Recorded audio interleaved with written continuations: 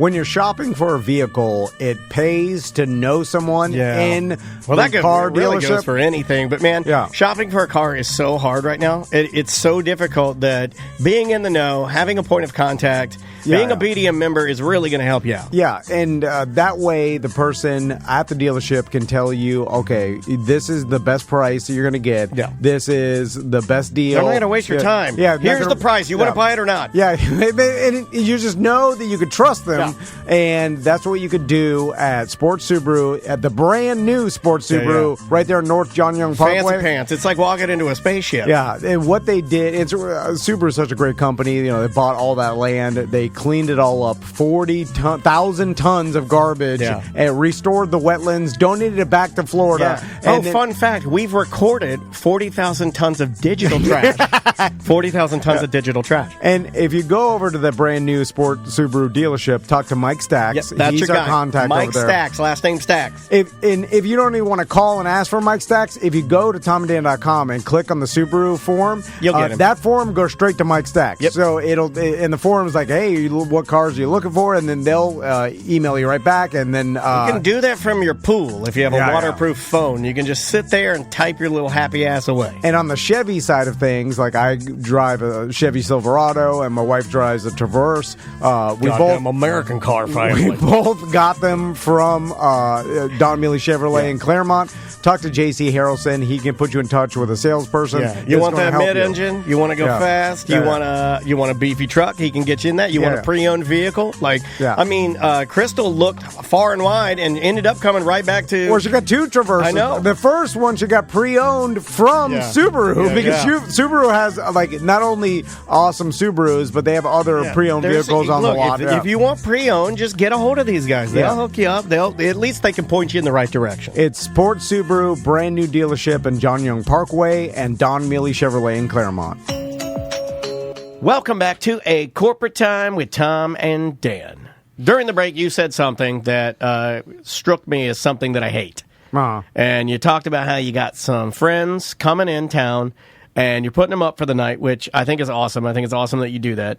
I've seen the error of my ways. I've been a hotel boy and not allowed other humans into my dwelling for the entire life that I've lived. I bought a house and I'll just wall it off and say, no one else is allowed in. This is my dwelling. I think it's the only child in me.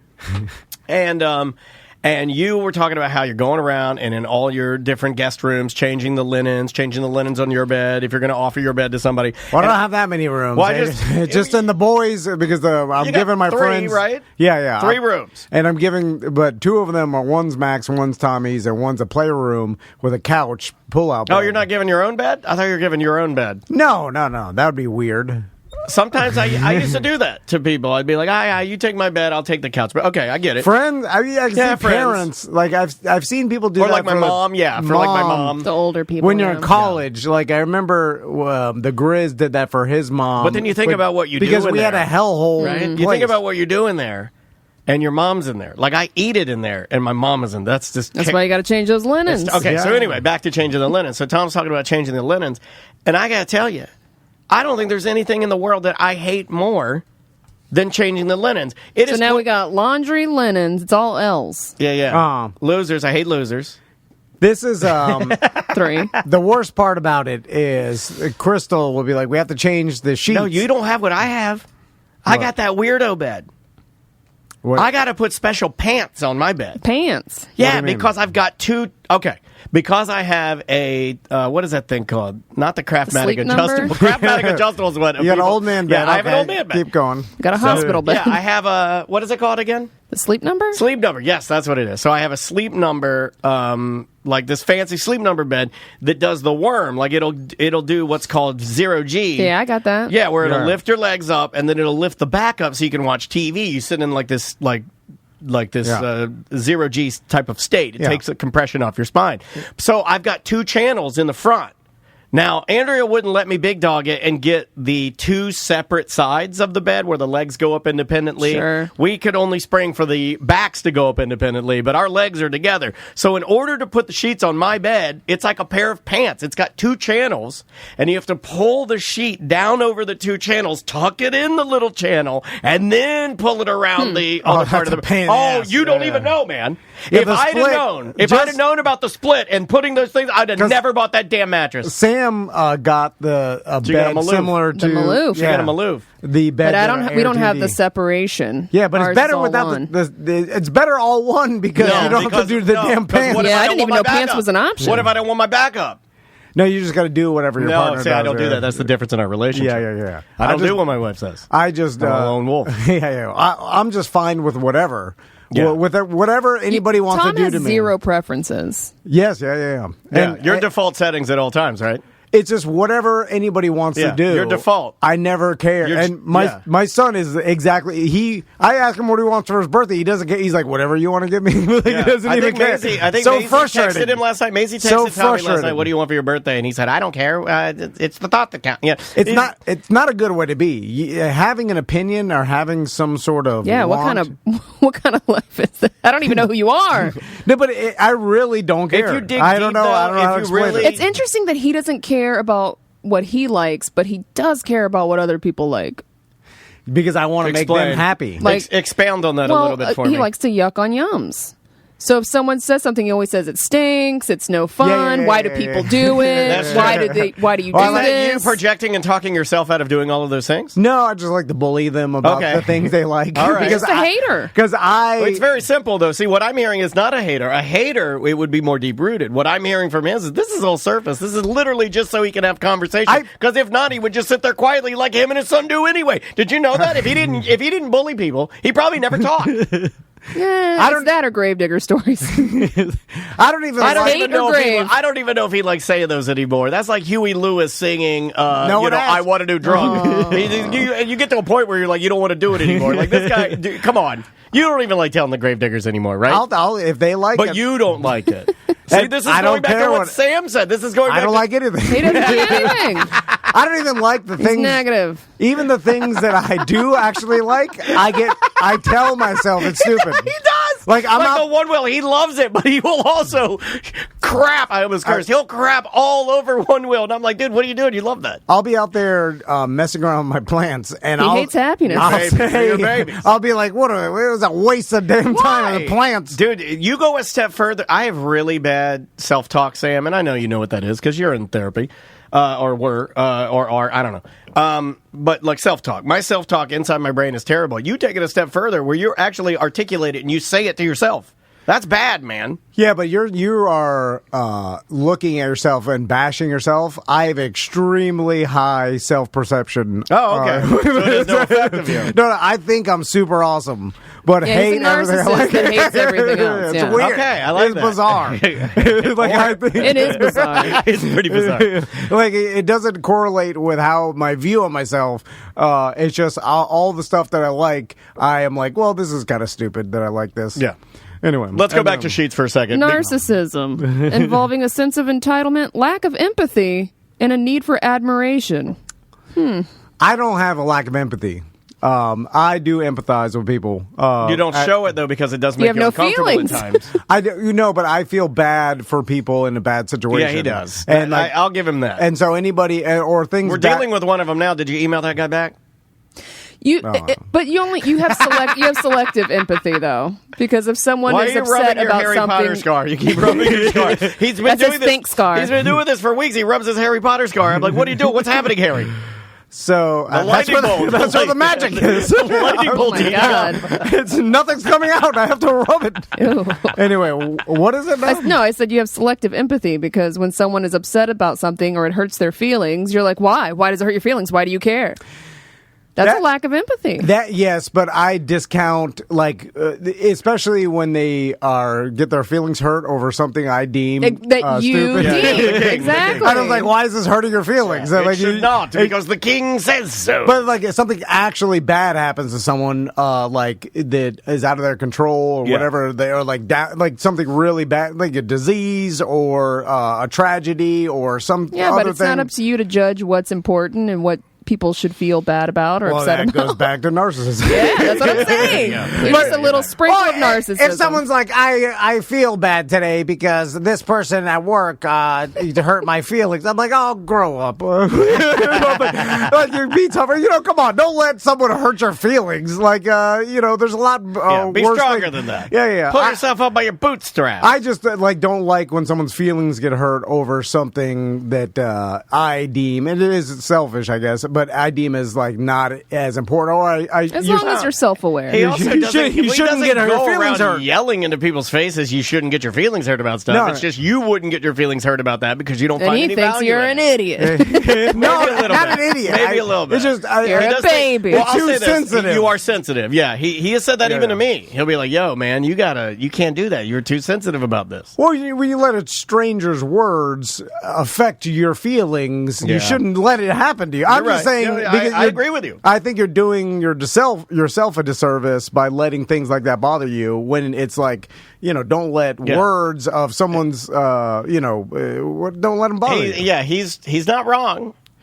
That's it's just the logic of it is what I make fun and maybe of. you're not, and you're not also not the best. If we were even talking about this, I don't think your lane is to sit down with somebody who's sensitive and explain to them why they're sensitive. You know what I mean?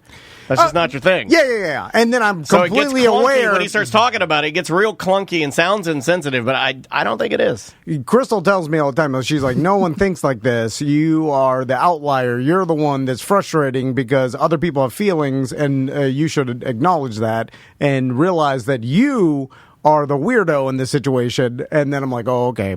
So that's why I don't. It's also case by case. I'm overly sensitive. So, a little bit of that's me. Yeah, but everybody I'm happy that Tommy, one of my sons is more less, I guess, emotional. Yeah. Because Max, I don't know how to deal with Max. Like the other day, he got real emotional and was letting out his emotions. Yeah. And me and Tommy are like, what is I just gotta dance. I just gotta dance. No, he's frustrated about something. He goes, slams his door. We're like, what? Me and Tommy are like, what's happening? That's what I do. We're like, why is he in there mad? Sometimes you gotta howl at the moon, man. Did you go talk to him about it? No, he's afraid of him. No. Slammed his door right in his face. No, Sam, I can't talk to people about their emotions. That's for Crystal to do. Okay. I don't know what to say. If Daniel's sad about something, I've never Daniel, and the entire time if I come in and be like, "What's wrong, buddy? You want to talk about that?" No, but he will. No, look, he'll listen to you. And he'll give you... Yeah, but he's not listening. He's daydreaming about something else. No, I'm being serious. Hold on. But I give advice, and I shouldn't do that. Because I'm going to be serious. Crystal's like, I'm just venting to you. Just shut up and listen. I'm like, I'm sorry, I'm trying to fix it. I don't have that opinion. I think you're a great listener. I think you're very genuine. You'll, and here's something I stake my life on. You'll do... If you could fix it, you'll do whatever you can at the time to help fix it. I know that. Yeah, but but people are not, venting to me for me to give them an answer. No, it's not your lane, man. They're just venting their emotions, and I don't understand. People do it to me all the time. I get more vent on this show than probably anybody, I bet, just because of the way I'm made. I'm like, right? Yeah. I'm a lightning rod for that kind of stuff. So people know. They know I'm emotional. So like, send it to Dan. He's emotional. He'll read it and cry about it. I think that's kind of how it works. But anyway, Sheets. What's up with them? Okay, back to Sheets. I will bitch about this. So, my sheets are also like $119. Jesus Christ! Well, because they got the pant legs. They makes a difference. Also, super nice sheets are I acknowledge. Better. I've said this before. Really nice. High thread count sheets. There's nothing better than slipping into bed. It's nice with clean, fresh sheets. Fresh sheets, real that are high quality, warm. There's nothing better. Great. But because of the way I'm wired and how messed up, I grew up sleeping on sandy sheets that had never been washed, bare mattress with no sheets. That was the worst. I remember in college sleeping on sheets that I didn't know that you changed sheets. I took for granted I think that a lot of college guys don't know you're supposed to have sheets. Right, like- because a lot of the guys I knew had no sheets on their bed. I don't think Yeah, I ever washed my sheets in Oh college. my God! I did maybe- I was about to say something I can't say on the radio. I did maybe 6 times because I remember walking into my room at the beach house that I Crusty. lived on in St. Augustine. I remember opening the door and I remember somebody, I can't remember who was telling me, but somebody telling me, you don't wash your sheets. I remember them saying, you don't wash your sheets. And at that moment I turned and I looked at the bed and you could see the dirt and sweat stain. But that's something you don't notice if it's just there all the time. Yeah. But when somebody points it out, you can see where you laid on the sheet. Like, you can see a mark. There's and oils, I remember being like, oh, my God. What am I? Like, and it was like me figuring out that we breathe air or that I'm alive. It was like y'all got to teach y'all's kids these things. Maisie knows. She just she's good, but looking over at the other side of the room. She's little Andrea. They'll be sleeping in disgusting filth. Maisie cleans her room. I tell them, I'm like, you're cursed. I'm sorry. I won't teach you anything. That means you're cursed. I'm like, I try to teach them how to do their sheets. They're like, limp armed. You'll never do this. I see it in their eyes. They'll never, no matter how I do, like, they're wired like me. They'll just be like, it's fine. I'm not going to do it. I'm not going to do it until some lady forces me to.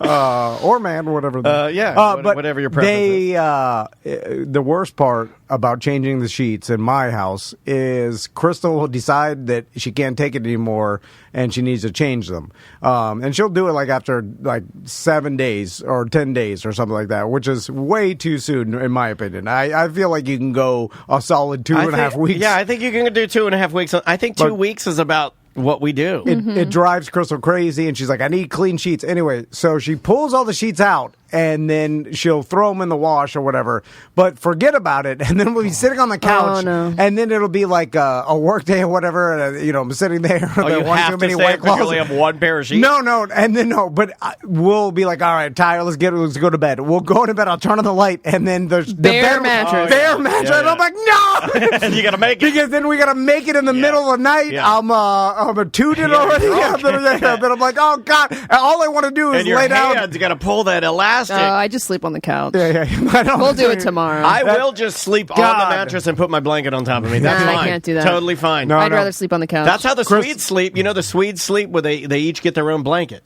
So what Andrea and I are doing is not inherently weird. Like the Swedes, they each have their own. How do you dress the bed with the two comforters? You make it for two comforters. So you put two comforters on top of each other, or two on each side, or half and half. Half and half. It's just like a pizza. You want green pepper on half of it and mushroom. So you get a smaller comforter. No, bigger.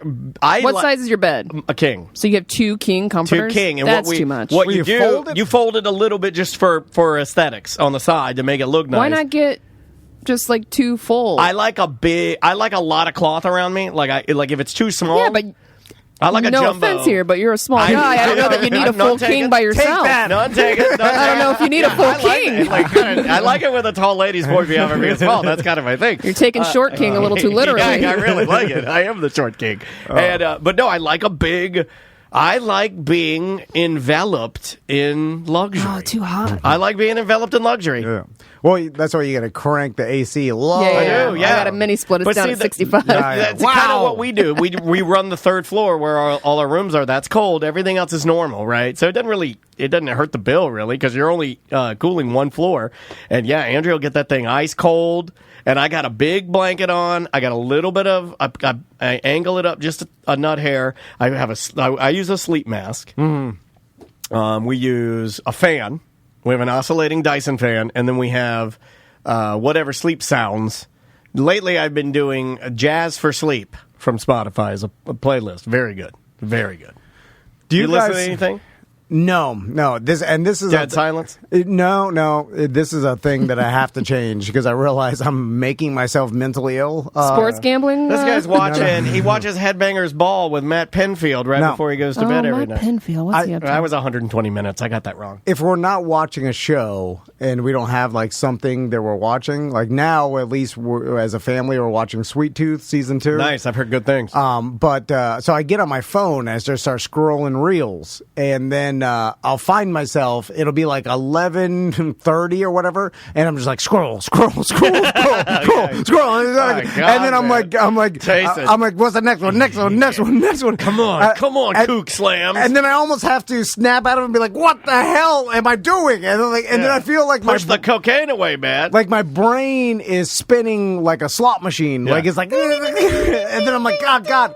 And then I find that if I just put my phone down at least half an hour, or I want to do it more. They say an hour before bed, right? And I don't know. I think that's what they say. You're supposed to put it down an hour before bed. That's hard. I feel it. I feel my brain being stressed out by the just rapid change of things that like one topic. How do you turn your brain off to go to sleep when you're like gung, gung, gung, gung, gung. Scroll. Sometimes I sit there and tortured at the end of the night. I'm like, oh God, I've screwed my brain up. I can't go to sleep. You got to meditate, man. Yeah, I have to do breathing. That's hard as hell to do. It is very, very hard because you got to sit down and force yourself to do it. Although people don't do that. People say, like that. I think they do say you're supposed to put your phone down an hour before you go to bed. Nobody does that.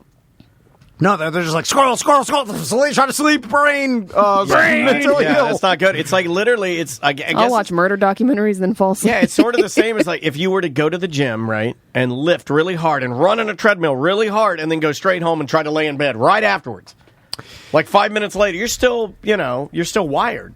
I always look at it like my brain could handle it, because I start looking at other humans in existence. Your high level of personal self-worth. No, well, that, and I look at people that have gone through horrible things, torture, and like years of just horrible enslavement, and throughout history, humans have gone through things that are inconceivably bad, right? And then they are able to live a life after and seemingly be fine. So I'm like, they were their brains were tortured for a long time, and then now they're living a normal life. I'm like, all right, it can handle like some John McCain was a prisoner of war, and they put bamboo shoots under his fingernails and whipped him, and he went on to be a very intelligent. He ran for president. He ran for president. He worked hard for our country. Right? I mean, You look at that guy, you're like, the torture. He was all right. Had a little messed up hand, I think, maybe a limp, but other than that, not bad. Could you imagine what his brain went through when he was in that bamboo cage? Seen some things. I wonder if it makes you better, though, because you've been to the extreme, right? Oh, like the TikTok scrolls making me better? Well, I mean, I'm trying to find the positive, right? Would you say that there's nothing that man couldn't handle? Yeah. Because he'd been to the brink. He'd seen the end. Although he was just alone in the dark in a bamboo cage with his own thoughts. Literally terrifying to me. My God. So it's really... Thinking at any moment you're going to die and never see your family again. The opposite would be the scroll, the endless I think the scroll's exactly the same. Well, the scroll is maybe worse than just sitting there in a cage with your own thoughts. And that is Tom at tomandan.com. Yeah, let's ask... Prisoners of war. Let's ask you think that it was equal or less than scrolling on TikTok at night. Let's ask the ghost of John McCain if big booby women in sheer tops of bouncing on trampolines is worse than him being tortured. Yeah, that's a good... Listen, I'm not saying it is or isn't. I'm just throwing it out there. He's just talking. It's a question. Could it be worse? A question. Could it be worse? Could I be more of a hero than John McCain? I don't know. You tell me. It's a question. Right in. It's up to you. It's up to you. Some people don't like that guy. All right. We got to go. Okay. Bye-bye. It's a good thing. Welcome back to A Corporate Time. Now, to continue our promotion of Fringe, which starts next week. It does. Go to Fringe or OrlandoFringe.org for your button. Yeah, you can go ahead and get that now. Go to OrlandoFringe.com. .org. God, we are the worst. I'm sure if you went to OrlandoFringe.com. No, don't say that. We've been burned before where you go to the .com and then it goes to White House. It might take you somewhere. It goes to WhiteHouse.com, and I know what WhiteHouse.com is. Somewhere very questionable. It's the Bob. So someone's going to buy OrlandoFringe.org? It is for sale. .com is for sale? .com's for sale. Too expensive. Well, why didn't they buy it? It is too expensive. Stop. It's $7. Listen, they are local arts. They cannot afford this. It's over $5,000 for this. The reason that I know Mr. Fringe. Hold on. The reason the Orlando Fringe Festival cannot afford the .com URL is because they give all of the money back to the actual people. That's exactly right. The performers, the writers, the directors, the choreographers, and Tim. They are non-profit, Yep. and they're non-juried, which Yep. means that 100% of the profits go to us, the Yep, artists. which is It's great. always nice when somebody's in here who knows what they're talking about. So speaking of those artists, Tim Williams is in here to talk about Multitudes, his Fringe show. How you doing, Tim? I'm doing great today. So He's a lifer. I learned that when he Yeah, came yeah. in. He's 20 like, years? Yeah, about 20 years. Off and on, you've been doing Fringe. Well, let's start there. Younger Tim, I should say, because you're still young. Yeah. Younger Tim looked at Fringe and said, why did he want to be a part of that? Why did you look at the Fringe Festival and go, you know what, that's something that I think I'm going to do for the next 20 years of my life? I went to UCF. I graduated from UCF in 1996. So did we. No So did we. kidding. Yeah, Oh, that's both, awesome. We're both UCF graduates. Yeah. I graduated in... Well, 96, it was just trailers back then. That's when I went. There's How like old are 3 you? buildings. I'm 46. 50. Okay, yeah, we're about to say that. When I was there, it did not look the way it looked. No. Community college. It Yeah. was, Yeah, I started in 2000 at UCF. We had a I graduated in subway. We had a subway. You'd go into that big, what was the thing? The Yeah, big- Subway, right across the street. yeah, you'd go in the subway. Yeah. I'd hit on girls in the subway. And they're like, get out of here, you M-word. Like, yelling at me. So, and then what got you into Fringe? Well, when I graduated from UCF, graduated from the theater department, and there were a bunch of friends of mine who acted in the Fringe at the time, and they were heavily involved. And so it was around the late 90s that I saw shows. Wasn't until the early 2000s that I actually took part in it. But I had seen a bunch of stuff that my friends were doing, and I was like, I want to do that. I want to be a part of that, you know? It's cool because It's a little rebellious. It's so Fringe. Yeah, it's not like all you're- the shows are different. Like they're so different. They're not all like some of them are plays or kind of set up like Some that. of them you don't even know what they One are. of Some them- of it's magic, Oh, some of absolutely. it's puppets. I mean, That's right. Skorsky took me to Stand-up a show comedy. that I don't even know. I couldn't even describe what I watched. It was just a bunch of naked people talking to each other, and some lady started screaming and rubbing blood in her face. It was awesome. I mean, like it was incredible. But it's always been. I think it's on the Fringe, right? Fringe. Yeah, they had an act from Japan last year that was just out of this world, just crazy. Yeah, so it's theater, it's Yo-Yo stand-up Ma. comedy, it's No, dance. I don't even know if he's Japanese. Dance shows, it's everything, anything and everything. So tell us about Brian your show knows this year. Brian knows the shows that I like, and Brian used to work with Fringe very heavily, Yeah. and he would get me drunk, and then take me to the craziest things. He's the one that got us into Fringe. He really did. There is something for everybody. Something for everybody. Children's Fringe, kids Fringe is awesome. Yeah. Maisie kind of got her crafting. One of the reasons why she is addicted to crafting is kid Fringe and going there and making little hats and making crane origami. And Speaking of, and there's a show for adults and kids. What was it called? I wrote it down because it's so cool. Fruit Flies Like a Circus. So they do like kind of like circus acts, right? They do physical stuff, but while they do it, they play musical instruments. And they're brilliant. They're like Really? incredible musicians. And then the last show they did, and my kids loved it. I loved it. But they put up all of the songs that they do, all of the performance numbers that they do. They put them up on sheets of paper. And then they have the audience choose which order they're going to do them in. Really? Yeah, so the audience creates the show. And it's insane. that's pretty rad. How hard is that for the performers? Sounds terrible. Sounds like nothing I would ever I want just to probably do. improv. A nightmare. So Tim, tell us about your show because it's a fascinating topic. Yeah. That we talk about every yeah. once We in do a while. talk about this like every once in a while. We'll get on those. Oh, yeah, well, it's because it's a fascinating topic, right? My friend came to me and he said, you should do a show, you know Jim Jones, right? Jim Jones from the People's Temple, and they drank the Kool-Aid. Yes. you know? I have Flavor Aid. I bought the sunglasses. That's right. And I walk around my house with no shirt on, looking at my family. I'm like, bow to me. The big 70s I sunglasses. got the big blue, Yeah. So, he said, you should do a one-man show about Jim Jones. Well, researching Jim Jones, you see me. I'm very, very skinny. I'm very skinny. I'm tiny, and I'm no Jim Jones. But I said, there might be something about this, and I thought, how about a cult show that's about all sorts of cults? And it just evolved from there. So it just became a one-man show. I play 10 characters, and it became a one-man show about our obsession with cults.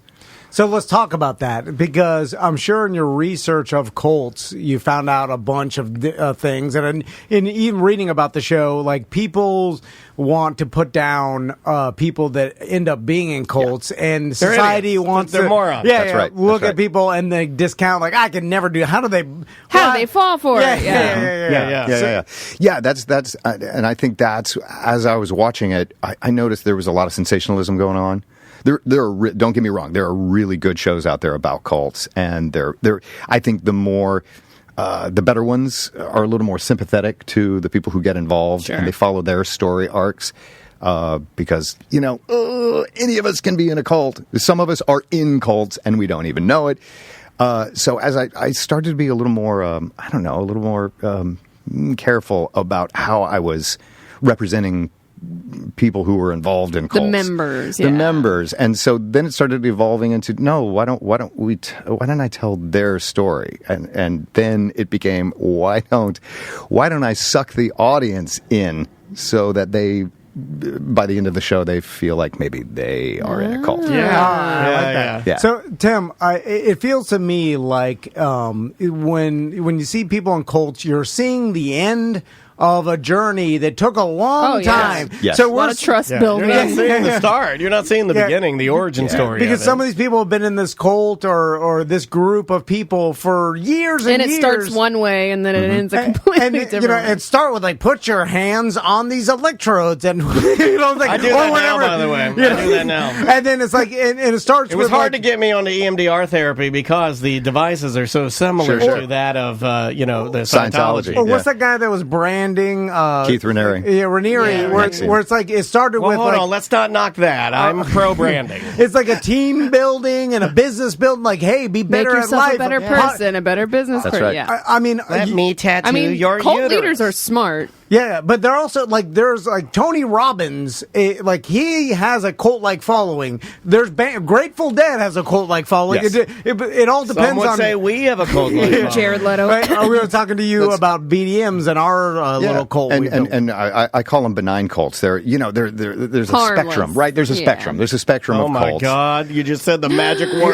The balloons just fell from the ceiling. Tom loves the word spectrum. No, it's true. There's just like everything in life. There's a spectrum of cults, and not all of them are insidious. Not all of them are bad. And I think, too, that cult has become a bad word. They can't even really define cult. You say cult to people, cult. By the way, the word cult is never used in my show. I use it in the marketing, but it's never used in my show. Okay. Cult can be a bad word. You say cult, and people go, ooh, that's a cult. You're in a cult. But there's a spectrum. And by the way, a lot of people who are involved in cults are smart. Yeah. Cult leaders, you're right, are smart. They're manipulators, and they usually seek out intelligent people that they can use, people they can use them as resources. Tools. Absolutely. Mm-hmm. And frankly, the smarter you are, the more likely you probably are to get involved in a cult. I also feel like there's millions of mini cults, and they're just families. Where some like I call them culties. Patriarchy, where like the dad or the mom or whatever community, like has a cult like influence over their own family, right. and that happens. And I think, like you said, there's like psychological things that are in most groups that are kind of cult-like, and like even Facebook groups or people that are into racing, like a drift car race, whatever you're into. There's a group of people that are like-minded, they're into it like you, and it just matters how into it are you. Do you address any of the theories about people talking about how we have sort of segmented ourselves and we have naturally fallen into cults because of social media and confirmation bias and stuff like absolutely. that? Confirmation bias, cognitive dissonance, social media, it's all brought up in my show. There's also this idea of, okay, so you've got some cult leaders who are, for lack of a better word, they're malignant narcissists. They're con artists. They're frauds. And they go in with the express purpose of, I'm going to attract people by their interests. I'm going to attract people with similar interests, and then I'm going to use them, and then I'm going to exploit them. But then there are some people who do it for good reasons, right? They start a group or a family, and it's all for these really good, high ideals. And then maybe, who knows, because of mental illness or maybe because of this cult of personality, their narcissism blows up to the point where they start abusing people without even realizing they're doing it. Right? Yeah, so it I can don't take mean so to many do different it. forms. I don't mean to do it. Well, they think that they are actually helping sometimes. Yeah. Right, they think they're helping, and they're not. They're destroying people. Yeah. Well, Tim, that's interesting too. They call me because the destroyer of worlds. I often wonder when you see some of these more famous cult leaders like David Koresh, right? Yeah. And they just did a Waco documentary that I was kind of watching in and out when Crystal was watching it. American Apocalypse. Yes. It's really good. It was It's good. so good. And so you look at It's a David good Koresh name. and you're like, Yeah.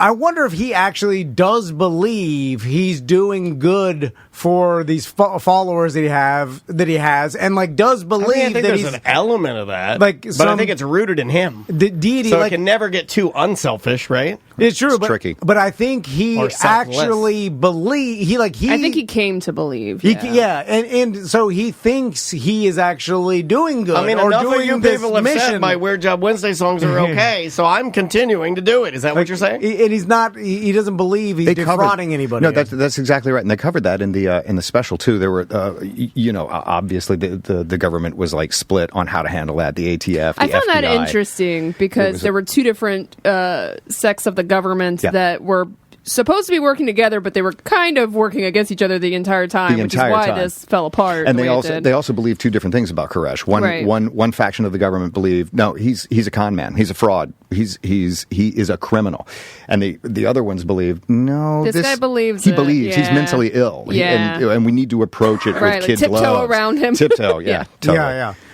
So, and then also there's a thing that our own human psychology plays into cults, I believe, where we're naturally drawn to being a communal species, Yes. and that's helped us survive. There's a comfortability in that. Yeah, right? like so we're all looking for a group to be a part of, and that actually People wanna belong. helps cults or groups to form because people naturally are drawn to it, right? Yeah, we want to. It's so weird, right? That's why I called it ultimately multitudes, because we all contain multitudes. It's the Walt Whitman quote, and we all want to be a part of something. But at the same time, we all want to be individualistic. Right, yeah. Right? We all want to be free, but we all want to belong to a group. So we're just torn between, it's torn between all of these different ideas. That sounds And great. Do you think sometimes like cult leaders, the saying that absolute power corrupts absolutely, and it's like once you have followers that will follow you to hell, Hold on. then it's almost. Wait a minute, did I miss the cue? Am I supposed to kill our guest? I think you're a member of the cult. He said that as if I was supposed to pull a rope to chop your head off or something. Yeah. He was like, That lizard is looking at me. Yeah, The lizard is looking at me. He was like, when you have followers that follow you to hell. Daniel, pull the lever. Pull the lever. The likelihood of you being corrupted by that is pretty high. Yeah. Oh, it's man. There is right now HBO. It's called The Vow. It's 15 hours. It's about Keith Raniere and NXIVM. Fantastic. I can't recommend it enough. It's crazy, but you follow this 15 hours. And what's amazing is it takes place over so long. He was such a narcissist. He recorded everything. A They've lot got of them all do. This footage. A lot of them Yeah, do. Even yeah. Koresh did. Yeah, absolutely. They like to document what they're doing. They love Which everybody to turns hear their against word. them. Warren Eventually. Jeffs did too, right? He did some, Jeff's yeah. recorded too. I'm going back in with the ones I've seen. Yeah. Have you seen Stolen Youth? No, I have not. That guy, they documented a lot of He his stuff recorded too. too? So there's a lot of footage on a lot of these cults because they document what they do within their cults, which is crazy to me. Were there 'cause any that's evidence. cults that you didn't touch? Do you get really specific about it, or A few I get. Were there specific- any that you yeah. were like, I don't want to mess with that? That's too tragic, or because there is that side of it, right? There's the No, I don't think I just whatever one fit into the just narrative take I was it. telling too, Yeah. because I also spin a narrative while I'm doing I it. like that. And so I interconnect the study of other cults with my own narrative. So, Tim, what do you think it is about the shame that society puts on people that are involved in the cults? Because it's pretty funny to me when like someone will see like a David Koresh documentary or a Keith Raniere or some, especially ones that like lean more towards a deity, where the people are like, how did this person believe this person was God? They're crazy. And I'm like, well, you believe a person was God, right? They're like, yes, I do. And then that person lived 2,000 years ago. when yours is almost harder to explain because yours may not have existed at all. Jesus was the That's son right. of God, right? Yeah. It wasn't God. different. Well, he is and isn't. It's a complicated thing. He is technically God, I believe. But it is. But anyway, but it's like, how can you say you can't believe this and you believe this? It's just not that far off. But it's in the same Venn diagram, and so it's like religion is big in humanity, and we believe and are indoctrinated into religion, and then believe this wholeheartedly. And you could take a lie detector test, and most religious people will pass it and say they believe this to be true. What's the most famous non-religious cult? Oh, that's a. Well, Jim Jones was Jim Jones. Yes, God, he was religious. That was a religious one. The NXIVM was pretty big. That's the closest I could get. Yeah, NXIVM was probably the most recent. And that's that wasn't more religious. of just like self-help. That's the self-help. That's like, look, we're going to crush the world because we're going to be so dominant in the way that we think. And Scientology is a little bit. They're a religion, though, right? Well, that's what they say. They get the tax break off. Because oh my gosh, that's a story too. Yeah. That's because they hounded the IRS. Yeah. Yeah, and sued the IRS and blackmailed them and did everything to get that status. But they're not based in the typical biblical sense that we know religion. I think compassion, man. I think we have to treat. Well, frankly, I think we have to treat everyone with compassion. But treating people who are abused and who are manipulated in that way, especially if it brings them harm, should be treated with compassion.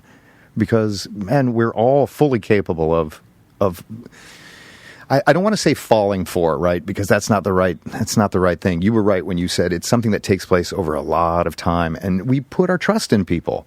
If there's something that you truly believe in, and you believe that the person sitting across from you believes the same thing you do, and they start blowing smoke up your butt and telling you, you're talented, you're beautiful, you're wonderful, you could do something with this knowledge that we share, you're more likely to go, yeah, I can. And when they start giving you opportunities to do that, you're just thinking about that, the good you're doing, how it's going to benefit you and the people you love and around you.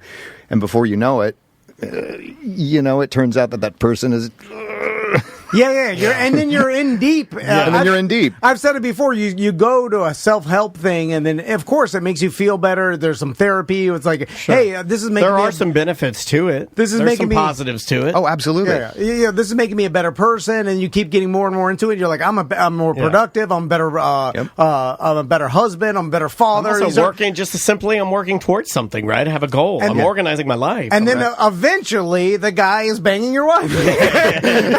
You're like, look at how organized your life is, and look where you're going. Is he recording it? Turn that off. Turn that off. When you're in the jungle hut and he's banging your wife, you're like, oh, how did I get here? You're like, well, man, and then you start justifying. If it's me, I walk out of the hut. You're like, I go smoke a cigarette. And I take a minute. You're like, he did make me a better person. Maybe this is all part of it. Maybe this is a test. Do you know the story? And you can look it up if you don't know it. It's a pretty interesting read and too much for me to really get into. But I was trying to dig it up real quick. But Kendall from the band Fishbone, he was like an original member of that band, got wrapped up in a cult to the point where Norwood Fisher and I believe a few other members from the punk band Fishbone had to go and physically yank him out of that does sound familiar. And put him in a van, the whole nine. Yeah. And you can look it up. Like, it's like documented and like, so this isn't like, of course it's like creative and smart and artsy. And you see a lot of those people, unfortunately. I see a lot of like, crazy musicians and good artists, and they kind of get preyed on, I think. Yeah, they get preyed on. And going back to what we were talking about, where I was going with that vow thing is, it's so crazy watching people come out of that. There's almost a... They do a little bit of that in Stolen Youth, too. They follow it to where it kind of dissipates, and coming out of the transition of realizing they were even in one. Right. Like, what is it called? What is it called when you're in the debriefing? Yeah, debriefing. Yeah, debriefing. Yeah, it's like they've, for lack of a better term, they've been brainwashed for years, and then it takes such a psychological toll on you to be told that everything you've believed for the last 15 years of your life wasn't your own thoughts. It was a lie. You took part. You are an enabler. You took part in they stuff. Villainize you, a little bit too. It's crazy, and you got to treat these people with compassion.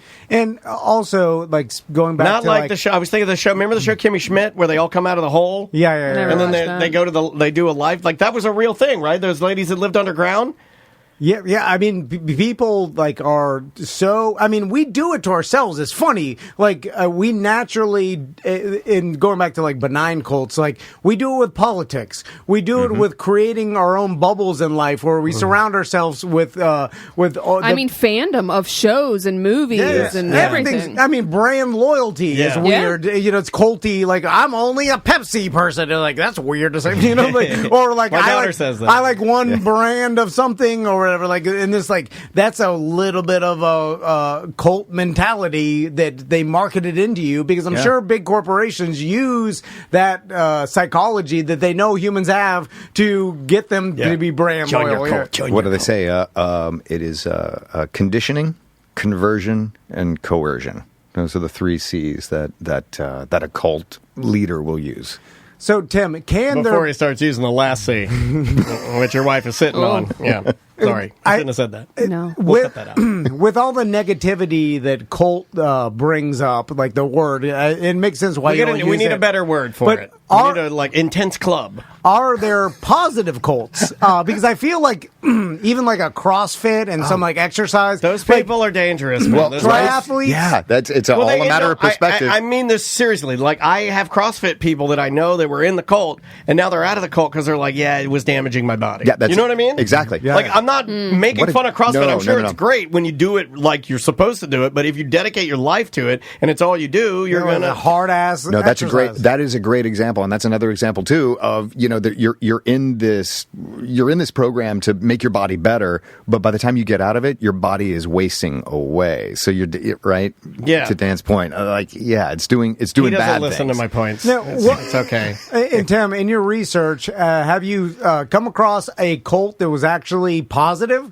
Like this, the leader, or let's say the president or whatever, is doing good for people and believes he's doing good. I'm giving people cults a good name. Or people are actually benefiting from being involved in it. Because I can imagine, like, there's not all bad in being involved in a group. No, so interesting you say that. So and that's the use of the word cult, right? So if it's a good quote-unquote cult or a benign cult, it's a social movement. Then it's a social movement. It's a club. To Dan's point, it's a club. They don't call that a cult. They only ascribe cult unless you're talking about pop culture. We should call our members a cult and just be really and just be transparent about it. We use all cult-like imagery.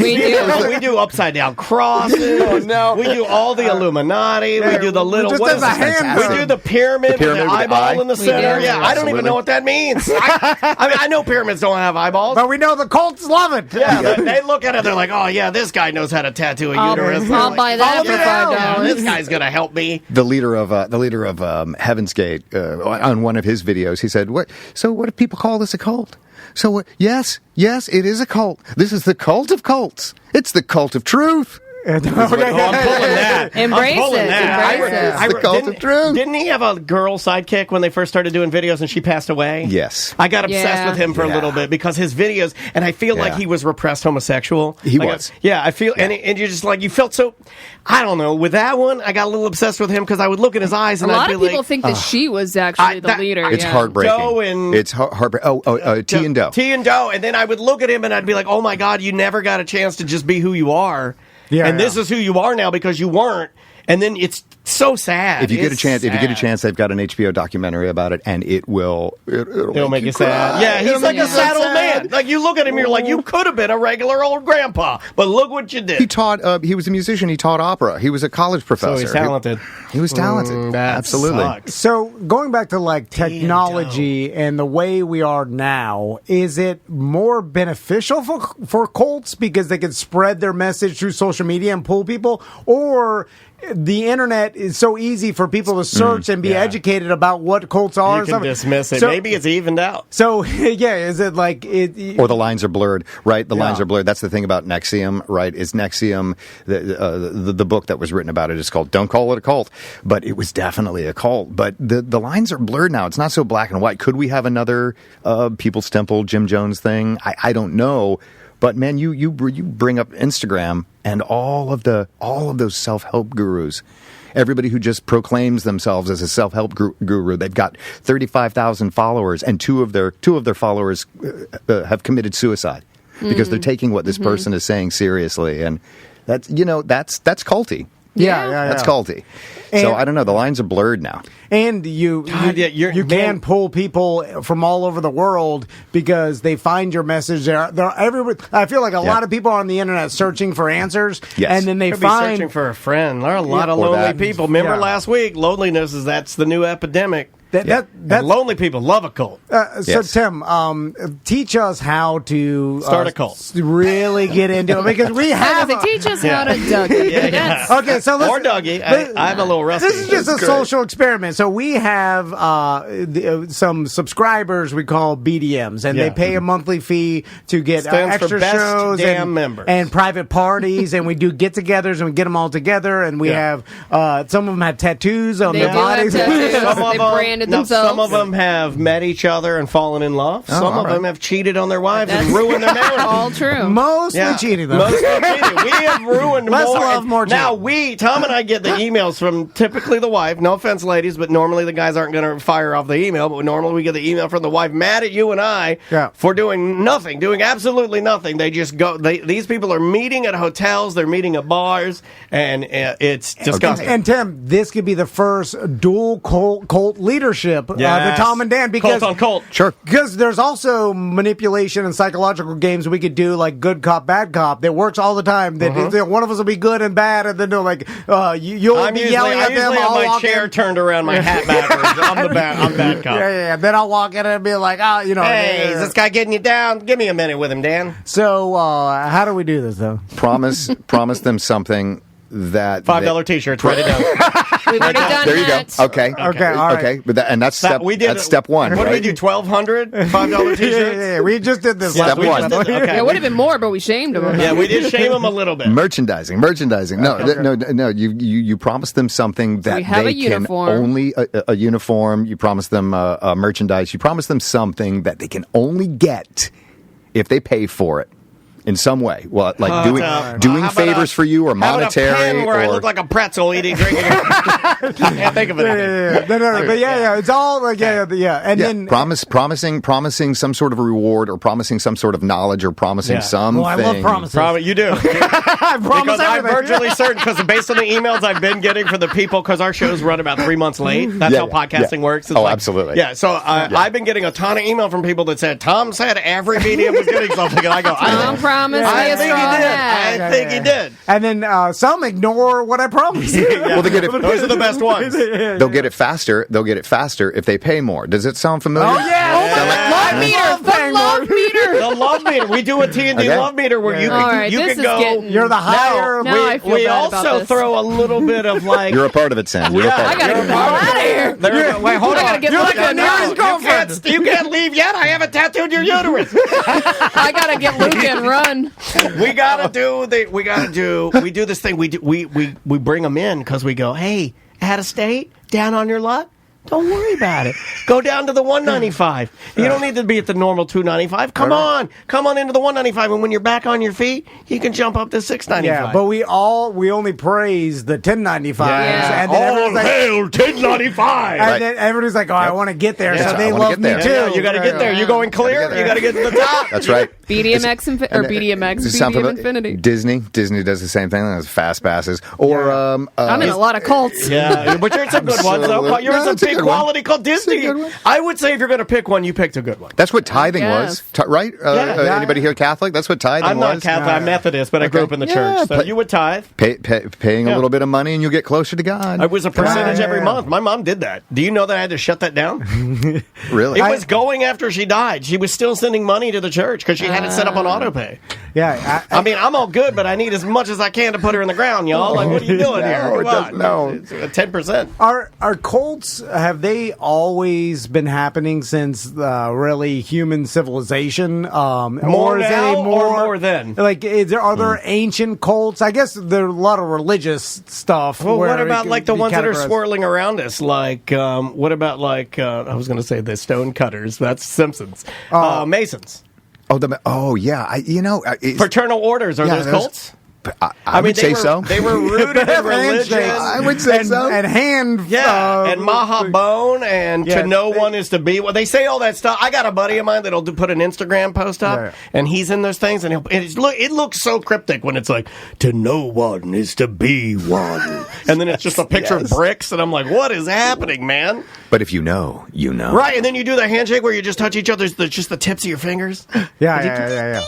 I mean, I think it's been around. I think cults have probably been around since, since we've been socialized. I want to be a Mason or a Lions Club or a Rotary. I need to do it. Well, that's Talk to Fisher. That you want He's a to nerd, be. though. He's in it. Is that what you do? Yeah. Do a spaghetti cook-off? And that's not for me. Everybody He wants hasn't recruited to you yet?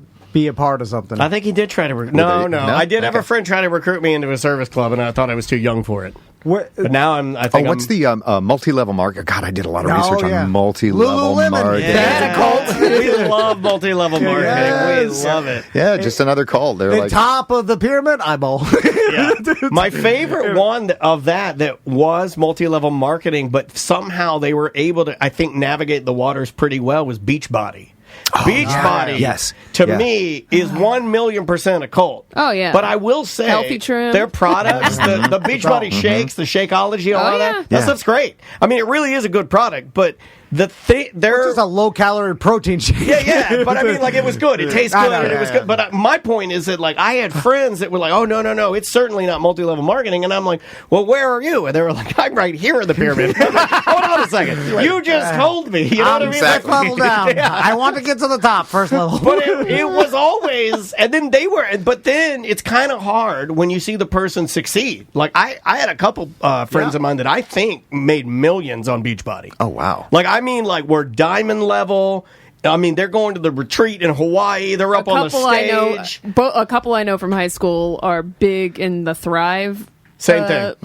You could be a millionaire doing that. It's kind of the same thing. I think they do like shakes and patches, like energy patches and stuff. But they're on trips all the time. They're getting brand new cars all the time. They're very successful at it. I'm not. Look, I'm portraying success. That's a part of it. Absolutely. Yeah. Look, I'm only knocking it because I'm jealous. Well, who would? I mean, because I look at it and I'm like, I don't know what that is. It looks like multi-level marketing. I thought that you're not supposed to do that. You're doing it, and you're a millionaire. Good on you. I want to make $1 million a year doing nothing. People. I want to make $1 million a year doing nothing, just having everybody else under me sell all my crap. Yeah, I mean, and a lot of these people, look, I don't want to discount. Like, they still hustle, they still do their thing. But my point is that I always thought multi-level marketing was illegal, and you weren't supposed to do it. And that's multi-level marketing to me. Well, it's only illegal if you're selling false. They say pyramid schemes are illegal. Multi-level marketing is fine. It's fine. Well, there's a lot of things that are multi-level marketing out there, right? That work. So the problem is when you're purposely defrauding. Correct. That's when it's illegal. So Tim, what's your favorite? And when I say favorite, it kind of like fascinating, most fascinating cult when you did all your research. Oh, that's a great question because there's so many. I mean, the Jim Jones, the fact that happened. You can hear the people groaning in the background. Like you can them like dying. I guess mass suicide all at once. It was more murder than suicide. He was kind of forcing those people.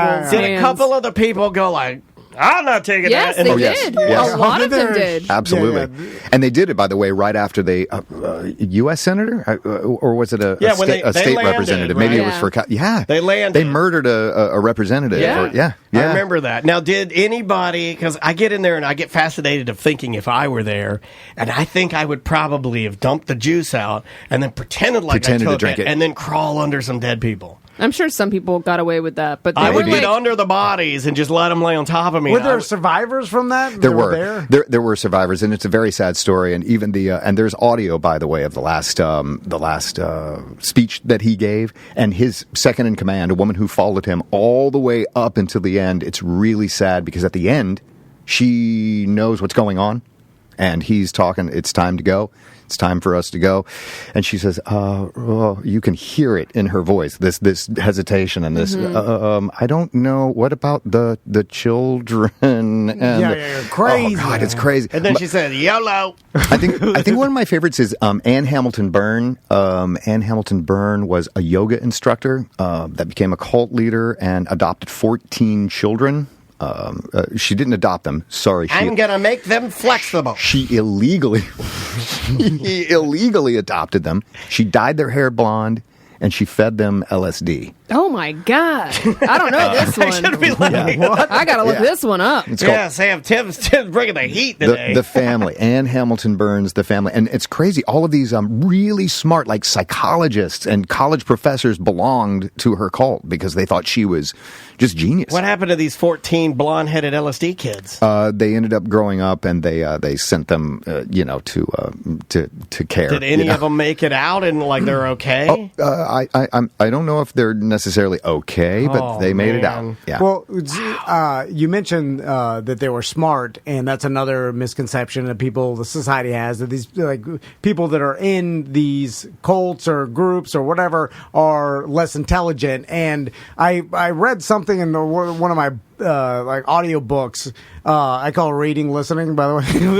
Same thing. Hey, we're at AI. It's approved now. Well, it is an audio book. You're not reading. Yeah, but now that we're at AI, I feel like I'm reading. No, you should just say audiobooks and never preface it, because now you just sound like you're like hip. You can get the book and follow along. Yeah, that's too much. You would remember it really. Too much looking. Can you imagine your retention level if you read along? But they talked about the smarter people are, you're almost more likely to fall into confirmation bias and other things that people are like, oh, you're just believing what you already believed and listening to other people to believe the same thing, and it's like you're not. I think the smarter you are, the better you are at rationalizing. Okay, then you can rationalize it. Yeah, absolutely. That's true. Yeah. And so then you're telling yourself oh, I know better, and this is not this. You just don't understand. That's a lot of that. Yeah. I'm still envisioning these 14 little blonde-haired kids. It's just terrifying to me. Man. That is terrifying. Terrifying. She was doing experiments on them. She was doing psychological experiments on them. Almighty. So last question, Tim. The ultimate in I guess brainwash that because anytime these cults have an end, and then usually the leader is taken down or dies. What are we doing? There are still people that will be a part of these cults, like the Ranieri and that whole thing. Yeah. There are still people that are singing involved, outside a cell still. Oh, right. Or that are still carrying this on because they believe it even after all. Do they really believe it? That's the thing. Or is it a ripple effect of wanting to be still back to that origin story? It just starts again, and all that person wanted to do is to be part of something. So they stand in front of the courthouse with the sign just to be part of something, and it starts again. How crazy is that? It's the that's why I said these people have to be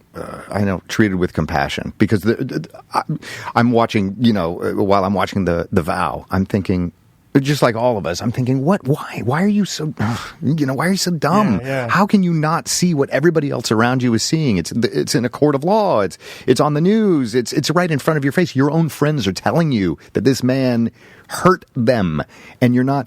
But there are layers and layers and layers of brainwashing and layers of guilt and justification. You don't want to believe that you would have been susceptible to falling into this. Would have been susceptible, that you were a part of hurting your friends. And so there's just so many layers that denial, man. Denial that frankly has to be picked apart by a qualified psychologist, because some of these people could hurt themselves or literally lose their mind. Yeah, it's kind of like waking a sleepwalker, right? It's like you don't want to wake someone right away. You want to gently expose them to reality. Hey, guy.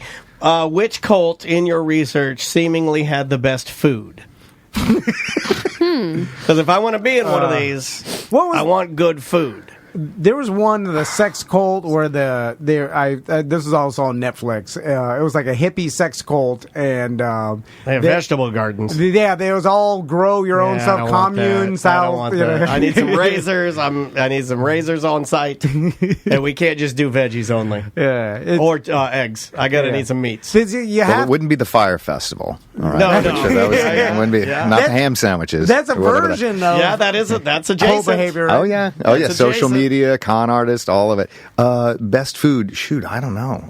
It was a dumb question. I would say no. I'll tell you what. I'll say Scientology, because they are the richest cult. Yeah, on the planet. when you see their campus, like sometimes I go online and you could go Google Street View, and just go through. Like, you're talking about Clearwater? Clearwater? And you can go through and just look at their buildings and everything. Obviously there's certain areas you can't, but it's just like you look at it and you're like, oh my god, how much money do you have? And the amount of property they own is we're on their list right now. And where is where's what's his name? Kavanaugh. Miscavige? Oh, Miscavige. I don't know why I said Kavanaugh. He's the judge. He likes beer. That guy. I like beer. Yeah, where is We started with him. Where's Miscavige? Where's his wife? What's all going on with that? Who knows where his wife is? Crazy, right? It's weird. It is so weird. And we haven't seen that guy in like 10 years, I think. Well, Tim, he's been around. Thanks so much for sitting down and talking to us. Yeah, thank you for having me. It was super fun, man. Congrats on the show. Again, you can see Multitudes. It's at the Yellow Venue, the 18th through the 28th. It's a 13 and up show. $12 gets you in the door. Make sure you get your button ahead of time. If not, you're not going to be able to get a ticket. Yeah, and if you enjoyed this conversation, Tim, this is a one-man show of Tim going through all this information. Go put a little money directly into his pocket by supporting his show. Again, Yellow Venue, and going on all throughout Fringe. All right, we will see you tomorrow. Thanks so much, guys.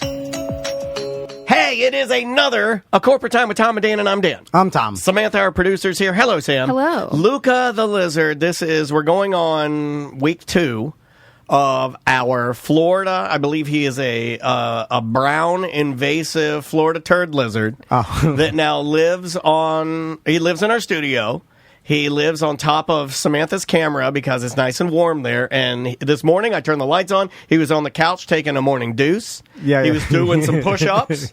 And then he walked his way over to the camera when I turned it on. And, man, it is happening. I can't believe we have a trained Florida turd lizard. And his name is Luca, and he sits on Sam's camera. But anyway, he is alive, and he is here as well. What do we need to get out of the way before we get to our guest, sir? This weekend at the Orlando Science Center, it's Mess Fest. So if you want to see a bunch of demonstrations of how to liquid nitrogen, splat balls, elephant toothpaste. I mean, all the things that Mr. Wizard does. It's all that stuff. The Mentos and diet soda explosions, and that's why they call it Mess Fest. I can't believe that there's no chemical reaction when you drop the Mentos into the soda. That has nothing to do with the chemical reaction. Still can't believe that. It's like, how could we've been sold lies. I almost feel like Spencer lied to me. Like, no, I trust Spencer. It's just the divots and the Mentos? Yeah, it's got ridges on the side of the Mentos, microscopic ridges that help release the carbonation towards the top. It doesn't seem possible. It doesn't. Let's do some weird job. All right, I did a new song. Okay. I did it. I'm starting to get the wheels chugging. All right. I did a new song. This one, though, I would like to offer up as being the new permanent theme song. Okay, the new one. The new permanent. Oh, you're that proud of it? Yeah. I never said that. Okay. I never said that. I've never said I'm proud of anything I've done. No, I know that. It's a 26-year career, 27-year career. Here is the new, I'm putting it in the running. We can put it up to a vote. Here we go. The newest Weird Job Wednesday theme song.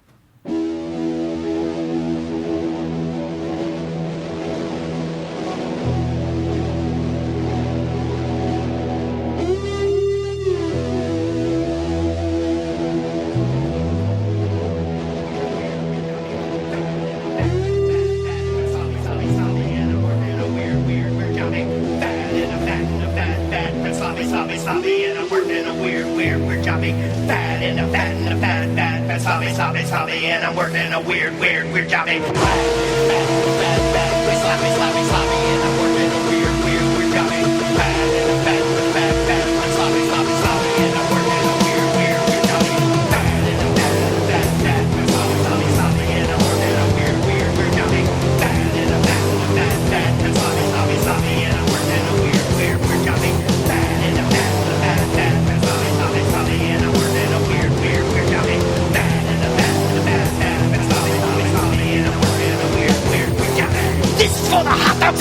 any mustard. The fat slobs that don't have any custard. They out there working these really weird jobs. They'll get in the pit, you big fat slob.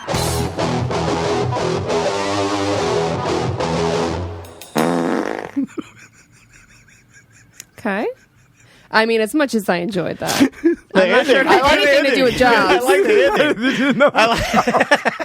Did he even say job one time? I like the It ending. did in the chorus. I don't even remember. Slobby, jobby, jobby. What's a jobby? All right. Well, now you don't like it? Now I understand why you told our guest to ignore the song. Don't blow some old man's George, we head off. apologize. I'm sorry. I'm sorry, George. Did you write that? Well, I mean, He I did. kind of borrowed it. Define right. I kind of borrowed it, George. It's originally a Kid Rock song. Oh. Okay, well, I'll have to let that roll around in my head for a while. It'll roll. Thank you, George, for calling in. We appreciate it. George, tell us about your weird job. Yeah, well, it's really not that weird. We get involved with, most of our work over the last 50 years has been with people that use our venoms and our venom proteins in research. Snake venom proteins goes back a long ways, but it turns out that these proteins that these snakes have been evolving and synthesizing and using to kill their prey for like eons of time are really useful in the laboratory to figure out how our physiology functions like at the molecular level. And that's been most of our work, but we also we work with the two companies that produce antivenoms for North America. Yeah, this is George from, I believe... He is the owner of Reptile World Serpentarium in St. Cloud. Yeah, Reptile World, we man. drove past there a couple weeks ago. Yeah, I love driving past that place. I also like how George... Well, don't drive past. Come in. Well, we were on our way to pack 5,000 shirts. Yeah, you're right, George. We had work to do, but I will stop in there, man. George is so... Yeah, we'll come in someday. George is so humble that he's like, well, it's not that weird. And we then, just saved lots of And then lives. he's like, I work with anti-venom. It saves lives. Yeah, then You're a hero, man, if you're doing that kind of work. went on to describe something super unique and That at most least, people know nothing about. Yeah. So George, let's talk about owning Serpentarium and how'd you even start that? Yeah, good question. Yeah, well, I grew up in Miami back in the day. When I was a child, I don't think Miami had anything bigger than a 2-lane road. It was a relatively small village compared to what it is today.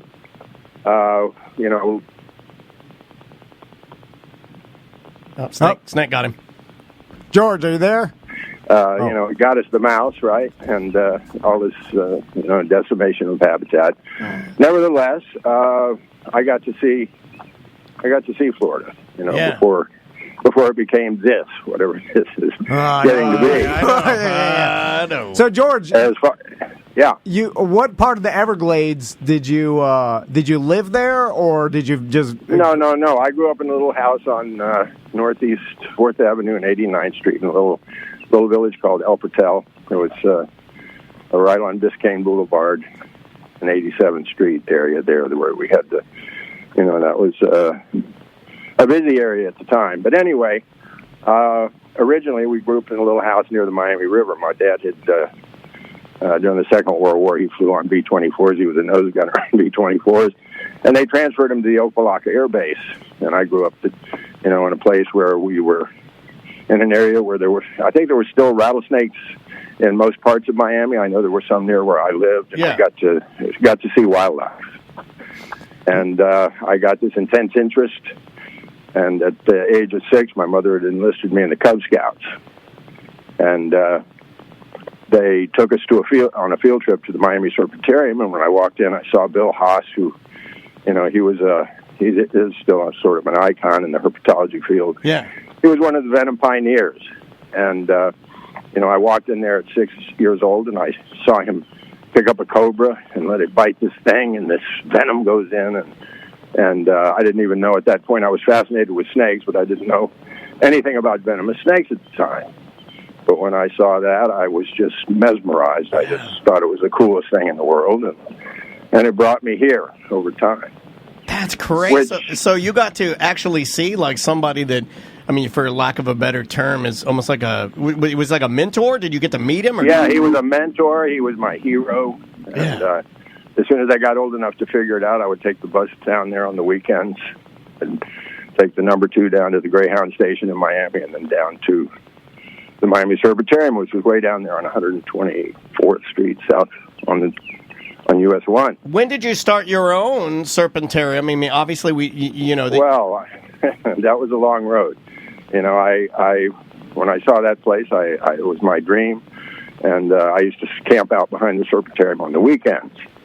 I would take the bus down there with a little tent, and sometimes a friend would go with me, and one night, my friend and I, Billy Mickleberry, he became a screenwriter out in L.A. later on, but we went over the wall, and Bill Haas caught us crawling around in his rattlesnake during the night. He was very upset, and he banished us from the Serpentarium, which for me was like, being banished by God. It was, I went through a period of, agony, writing letters, and finally was forgiven. And then many years later, after I did a tour of duty in the Army, and I bought an old school bus, and I rattled around in Central America catching snakes.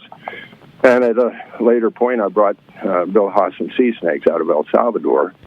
And at that point, he gave me a job. And it's like a peace offering, right? Like, it's almost like, was that? No. By then, we had gotten past all Okay, that. good. Yeah, but that's amazing. Like, when you said that, man, you rattled me when you said it's like being banished by God. I get that. It's like having your all-time favorite here. For me, it would be like growing up, listening to the radio and wanting to broadcast, and then meeting Howard Stern, and then like crawling around in his studio. And, hey, what are you doing in there? And then like they have me, and then he has like Baba Booey flush my head in the toilet. That would be the same thing. That's probably a good analogy, I have to say. So, but anyway, as time went on, I had bombed out of college after I got out of the Army, but while I was working at the Serpentarium a couple months into it, Marlon Perkins, who a lot of people have not heard of these days, but he had the old Mutual of Omaha's Wild Kingdom. I know who you're talking about, yeah. And he came in there, and he's the one that he came over and talked to me for a while. I think Bill told him to go. They were friends, and we were getting along good, and I was working hard at the Serpentarium. And so anyway, he came over and talked to me for about 15 minutes. And at the very end of the conversation, he asked me if I was in college while I was working there. And when I told him no, boy, he lit into me. He said, son, if you're going to stay in this field, you better get a good education. And he convinced me to go back to school. And during my college, I was working at the Serpentarium. And at the same time, I started looking for land because I realized I was not going to be able to take over the old Miami Serpentarium at some point. So I started driving up to Central Florida looking for a place to build my own farm, and bumped into this real estate guy. He had actually been a dairy farmer, but he had gone in the real estate business. He spent about a year and a half trying to find me something I could afford, and when that fell through, he sold me the southwest corner of his 60-acre dairy farm, which gave me a foothold when I graduated, and I came up there and started working on the Serpentarium. Wow, man. So, George, I want to talk about snakes in Florida. So, and I'll tell you what I believe to be the only venomous snakes in Florida. I don't know if you knew this, George. I grew up in the Everglades with my pop-up. He had a place down there off Loop Road. And what? You grew up off of Loop Road? Well, I didn't. He had a place. Did you ever know Merle Van? That was a guy that Bill Haas worked with, or camped out with, out there in the Everglades. I don't know him. I didn't know anything about it, but I did read in his. He had a biography written years ago, and they mentioned that guy. Yeah, that was my grandfather. Really? Yeah. Wow, what a small world. That's incredible. So your grandfather would be very, very disgusted if he saw you. I just have to say that. I have to say that. Well, if he heard the song. Yeah. Your grandfather would be embarrassing you right now if he saw what you've become. So, anyway, also, the guys that have camps out in the Everglades, there's not a huge community of them. They all know each other. They're kind of fading away, too. Yeah, right? well, you're not allowed to do it anymore, but there's like the original guys, like Scorpion Head out there that, the government basically took all the camps away. Anyway. Well, did you know the guy that had the orchid a place out there. We called him Orchid Man, but he was out on Tamiami Trail. That's what you do to everybody. They do a thing, and then you put Orchid Man. Yeah, that's old Florida. We've determined this is Bizarro Snake Man Tom, by the way. But my pop-up told me about Orchid Man before, a long time ago. That's crazy. Yeah, he was a great guy. He had something wrong. He was kind of had a limp. But I remember across the street from his place, they used to clear these Australian pines, and they'd pile them over there, and you could walk, precariously to these Australian pines they were kind of drooped over the canal, and there would always be cottonmouths up in there all the time. And we used to go over there after we'd visit Orchid Man. We'd go over there and catch cottonmouths. Do you have a favorite snake? It might be the cottonmouth. It was. I grew up just, dreaming of having a cottonmouth when I was a little kid. And I did accomplish that mission. So George, back to my original thought was I was going to name what I believe to be the only poisonous snakes in Florida, and it was the rattlesnake, a cottonmouth, and a coral snake, and that's really all that my pop-up would tell me that you had to worry about. Is that well in central Florida, when you get south of the top third of Florida, you have 4 species. You have 2 species of rattlesnakes. You have the little dusky pygmy rattlesnake, and you have the eastern diamondback. And then you do have the coral and the cottonmouth. Those are the 4 that we have here. But when you get up into the northern part of the state, you add 2. You have the canebrake rattlesnake and the copperhead. Although I don't consider the copperhead really much of a Florida snake because it just barely, comes into the extreme northern part of the state. Gotcha. So when it comes to let's say getting bit, because my grandfather grew up had the place on the Everglades, he'd always tell me stories about guys getting bit every once in a while, getting bit by a cottonmouth, and then them having to airboat him as fast as they can back to the road and rush him to the hospital. What's the most poisonous out of let's say South Florida snakes, the most common, and how long do you have to get to the hospital before bad things start happening? And is it always a death sentence? Yeah, no, you never know, because when a snake bites somebody, especially in a defensive bite, you never know how much venom the snake injected. It's up to the snake, and we find that when they bite defensively, they're not really, it's not like they're trying to kill a prey animal. It's a defensive bite. Okay. And very often they will not inject a huge amount of venom, but any venom can be a problem. You can lose fingers, toes, hands, feet. Ooh. And that's the most important thing when you get involved with a snake bite, especially with a pit viper like a big eastern diamondback, and a cottonmouth. You're concerned about tissue loss, so that's why you want to go quickly as possible and get a good regimen of anti-venom quickly. So how quickly do you have, and then have you seen many fatal snake bites? You rarely hear about a fatal snake bite nowadays. Well, we have excellent antivenom, so it's something that's treatable. If a person gets into the emergency room within the first few hours after a bite, and they get a good doctor and a good antivenom regimen, you're probably going to come out pretty good. But the other side of the coin is, very often when you get into the emergency room, it's always a crapshoot. You don't know how well-versed the doctor is going to be on snake bite, and it can get very complicated. Over the years of seen a number of cases where you come in there and these guys, you have a person that's obviously envenomated, and they're not giving any venom. It's kind of like they're sitting around waiting to see how bad it's going to get, and that's bad protocol. So, George, when you're out in the wild, and then we'll get into kind of owning snakes and buying poisonous snakes and stuff. And we got to ask him some questions about our lizard. Yeah. Oh, yeah. He might be able to help us. So, but if you do get bit by a snake, is there some protocol like a best practices? Well, I imagine I know I used to be told that having someone suck the venom out, which I'm not sure if it was an actual practice or an old dad joke. I always thought that was a joke. Well, when you're looking back to the day before there were any really well-known medical treatments for snake bite, which the only one is actually antivenom, you do things to make the person feel good. If they think you're sucking the venom out, that's probably going to give them some comfort. But we know now that that's ineffective. Cutting tissue around the bite area is contraindicated because you're exposing more tissue. It can result in a lot of problems. What you really want to do in a snake bite here in the United States of America is get into an emergency room as quickly as possible and get a good doctor and get a good anti-venom regimen. Now, we only have 2 antivenoms produced specifically for the United States. One is produced by BTG Pharmaceuticals, and they make an antivenom that is a 1 antidote covers all for the pit vipers of the United States, which covers all rattlesnakes, copperheads, and cottonmouths. Wow. It's an excellent product, and then there's a special antivenom for corals.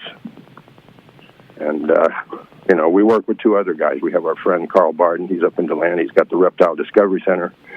And our friend Jack Vicente over on Old Melbourne Highway. He's king of the coral snakes now. He'd be a good guy. King of the coral snakes. I love king of the coral snake. These snake guys are cool. He's doing great research. He's doing great research with the venom and with the animals over there. But we work together to supply Pfizer with the coral snake venom that they use to produce the anti-venom. I mean, you got to make the correct change, right? You've got a gold-plated airboat or something, right? You got to have. George, it's red and yellow, kill a fellow, red and black, friend of Jack, correct? Yeah, I just tell people to remember the traffic light.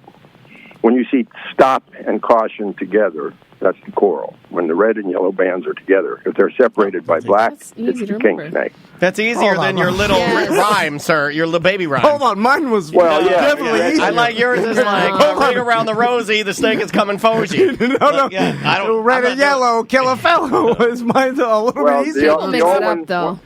When I was a kid, it was red touch yellow, kill a fellow, red touch black, good for Jack. Or in other words, you caught yourself a king snake. And, right. But, you get bit by a snake, you're probably not going to remember that anyway. Yeah. You're going to be busy. So, George, when you're making the anti-venom or milking a snake, is that what it's called? Like, we call it venom extraction, but milking is fine. That's, This guy's disgusting. He's a pervert. I'm sorry, George. He's a pervert. That's what I've heard. Yeah. And then you have to make the snake bite some sort Saran wrap. They bite the saran wrap. Yeah. How does that work? Well, when you catch a snake, when you pick a snake out, we're always very gentle. Our priorities are, number 1, don't get bit, of course. But number 2, and equally important to us, is don't hurt the snake. Right. And that requires 2 people that know what they're doing. And what we do is we catch the snake, and by the time we get him up to the collecting bile, he's usually, to the point where he's ready to bite something. And we just let them do a natural injection. We let them bite and inject venom in the collecting bile. That's how we do it. How long does it take a snake to manufacture, produce more venom? Well, frankly, truthfully, they don't really run out. When you look at the venom gland, it's a nice organ there producing all of these toxins, and they're stored in the sac inside the venom gland. Snake, when you look at a venomous snake, you're looking at an animal that essentially has a hypodermic syringe on each side of his head. You've got the venom gland, which is kind of like the barrel of the syringe.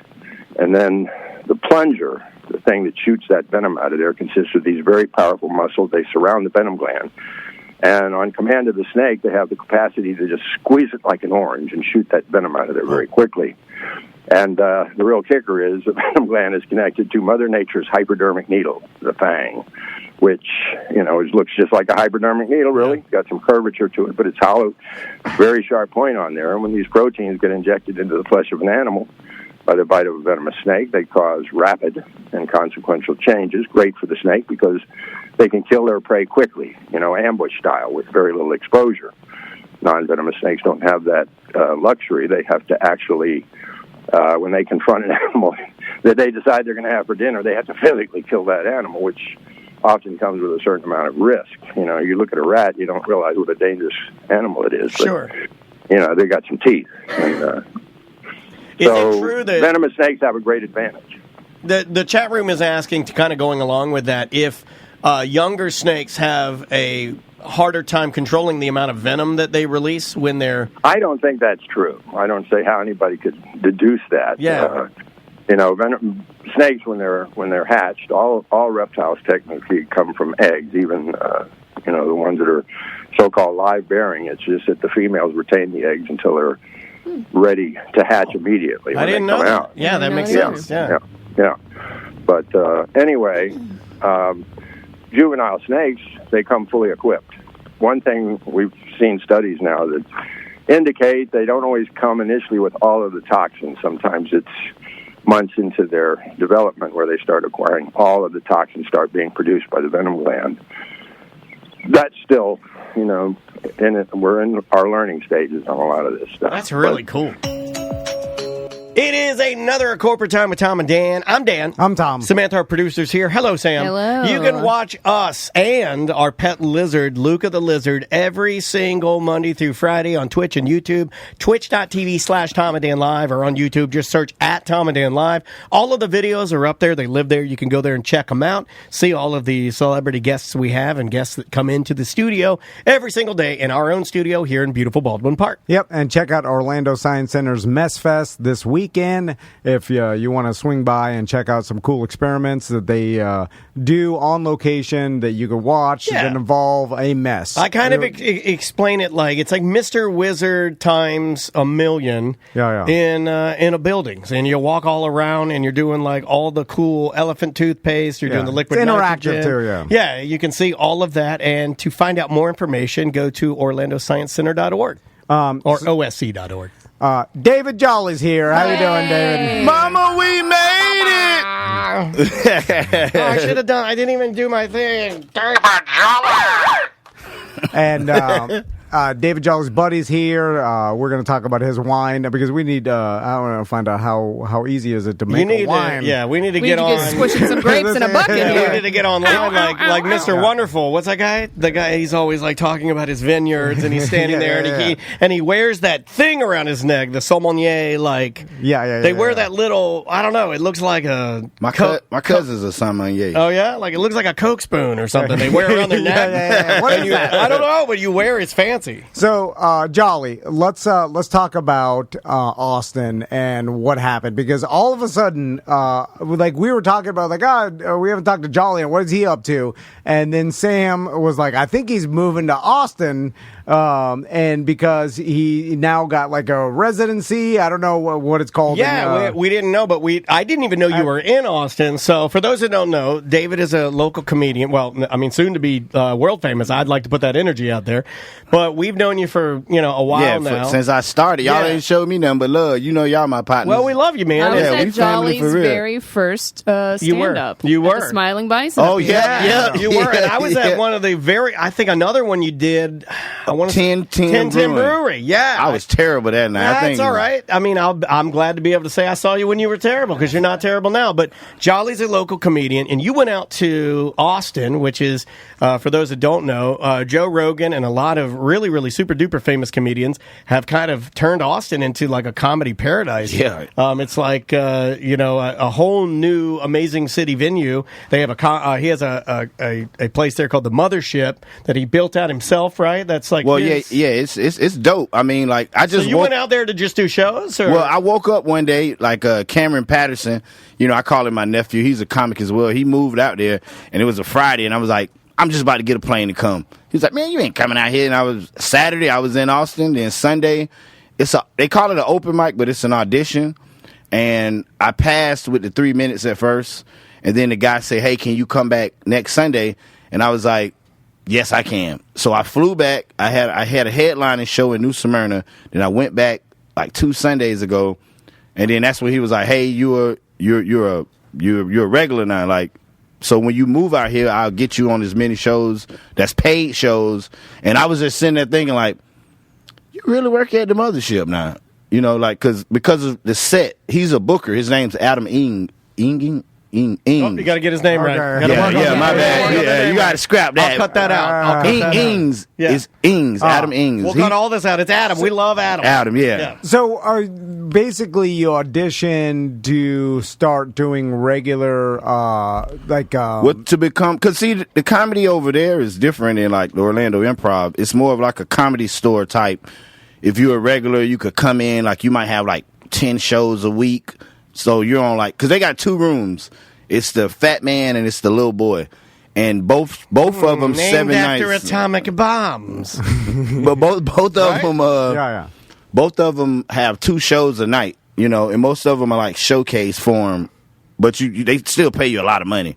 But it's like you might come in and be like, hey, Dave Chappelle just bumped you, and it's like, you know, whatever. So he's. Man, I would love. I like the person that would get mad at that, getting bumped for Dave Chappelle. Yeah.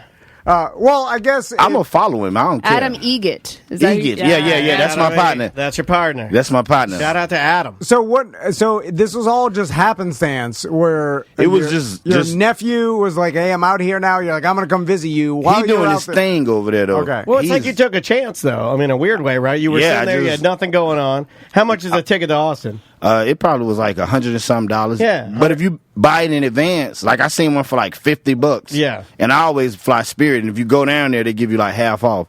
If you go to the airport, yeah, if you buy it at the airport, it's a lot cheaper. Really? Yeah. Have you know that? If you go to the airport and booking at the airport, you can get like a ticket someplace for like $60. Yeah.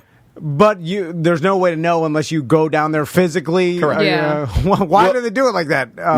I don't know. It's a lot more efficient to do it online because the whole. Well, they can upcharge you for like convenience. Yeah, that's online. the convenience. Yeah. That's the convenience of doing it online. You know, like if you go down there, it's just some. Even getting like more leg room because you know I'm a nervous flyer. I would have to go down there. I wouldn't even tell you or tell Andrea. I would have to go down there physically, just as a nervous flyer. I know that, and physically buy the upgrade because you couldn't get it online.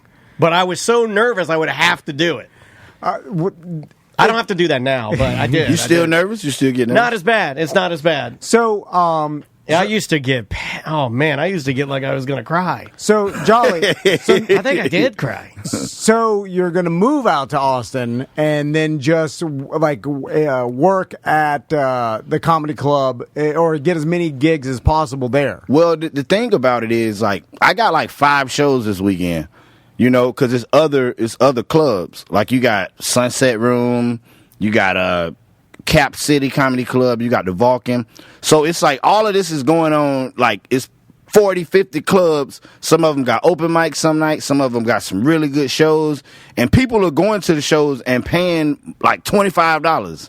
You know what I mean? Like, every show. It's like a gold rush, right? Like, you're going there, it's like a gold rush. You're going there while this people is like perfect timing if you're a comic. People are filling on. We had a friend that I think Christine just went to Austin, right? Yep. Well, think how much the marketing that like Joe Rogan did for Austin, as far as just moving there, opening up a comedy club, all this stuff, and then just talking about it. He's got millions of listeners, and then all these listeners he has, like it filters down to comics and stuff moving to Austin. There's a ton. Like people are moving there because they're for opportunity and stuff like. So it's bringing a ton of money to the city. Yeah. And then is Heather Shaw still in Austin? She moved to Kentucky for some girl.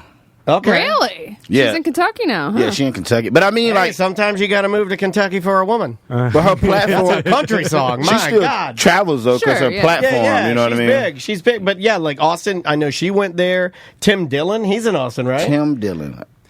He's a super famous comedian. I believe he's an Austin guy. Oh yeah. I know you're talking there's about. a lot of Austin. It's guys. a lot of Austin. Theo people. Vaughn, I thought he was Austin, but he's Nashville.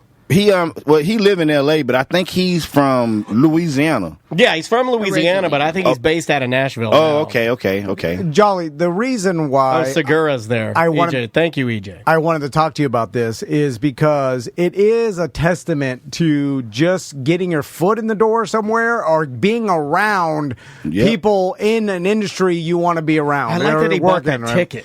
Yeah, you on a whim did it. I just did it. I didn't have any gigs that day, so I was like, man, I'm coming out here. And then Cameron got a lot of pull, so it's like 200 comedians out there outside the open mic, and he was just like, hey, man, this is my uncle. He taught me everything I know about comedy. And then I started talking to the guy. Shout out to Keith Ray. I'm talking to him, and we started talking about Eric Myers, and he was like, oh, he know comedy. And then he was like, what's your name? David, what's your last name? And Jolly. The next thing you know, it's like, my name on the list, and I'm like, I can do the rest from here. You got a good name, too. I've always said that to you. You got a good name for comedy. It's got a happy word in it. Yeah, it's happy. It makes you feel good. That's good. So many times in life, people are questioning why things are happening to someone, I do not it all them. the time. Or well, not that part, but I question what's happening to me. I'm like, why? No, we're like, why is David getting the opportunities, or why is this person? Don't be jealous for your friends. But it's not even. It's more of they don't understand the fact that Jolly is just doing as much as possible, and sometimes things work out, sometimes they don't work out. How many times have things not worked out for you, Jolly? Probably way more than they have. It's a lot of them I thought I could have did, but I mean, to be honest, not to like dog out the Orlando comedy scene, but it's more of a let's do it. Crabs in the bucket type effect. Like, I understand what Ross told me now when he told me early on. He was like, just keep blinders on. Like, don't get caught up in all of this. Because it's like a lot of clicks out here, and it's like... That's with anything, though. But not out there, like though. That, podcast is like that. But not out there. Like, let's hope it stays crazy. that way. Well, once you get in there... I got to get in there first. But they're gonna be mad because there's gonna be the guys that have lived there for a year. Then you come in and you're like, maybe you're just don't see it. I feel like it would be like that, right? It'd be in there somewhere. But I mean, it's everywhere, but Jolly has done a good job of staying away from it, out of it, and here. being positive. He's always been a naturally positive person, so that's good. And then so maybe just stay out of all that and just keep your head down and grind. And just grind. I mean, like, because I hit up the dude Adam because I had a show. I hit him up Sunday, and I was like, "Hey, I'll be there this week. Friday, Saturday, Sunday, maybe Monday." And he was like, "Yo, come through Sunday at 8, and I'm pretty sure it's paid. I don't know. It don't matter to me because I got another paid shows, so it makes sense. So then once you're out there, then it's just about meeting people, finding different opportunities, hustling out there. Did you see anybody famous while you were out there? Any comedians that you admire or anything? Or because I know that it's a working club, so you're not going to always get famous people, and it's certainly not L.A., Chicago, or New York. No, everybody famous is moving there. Like, it's going to happen. Ron White just popped up for nothing.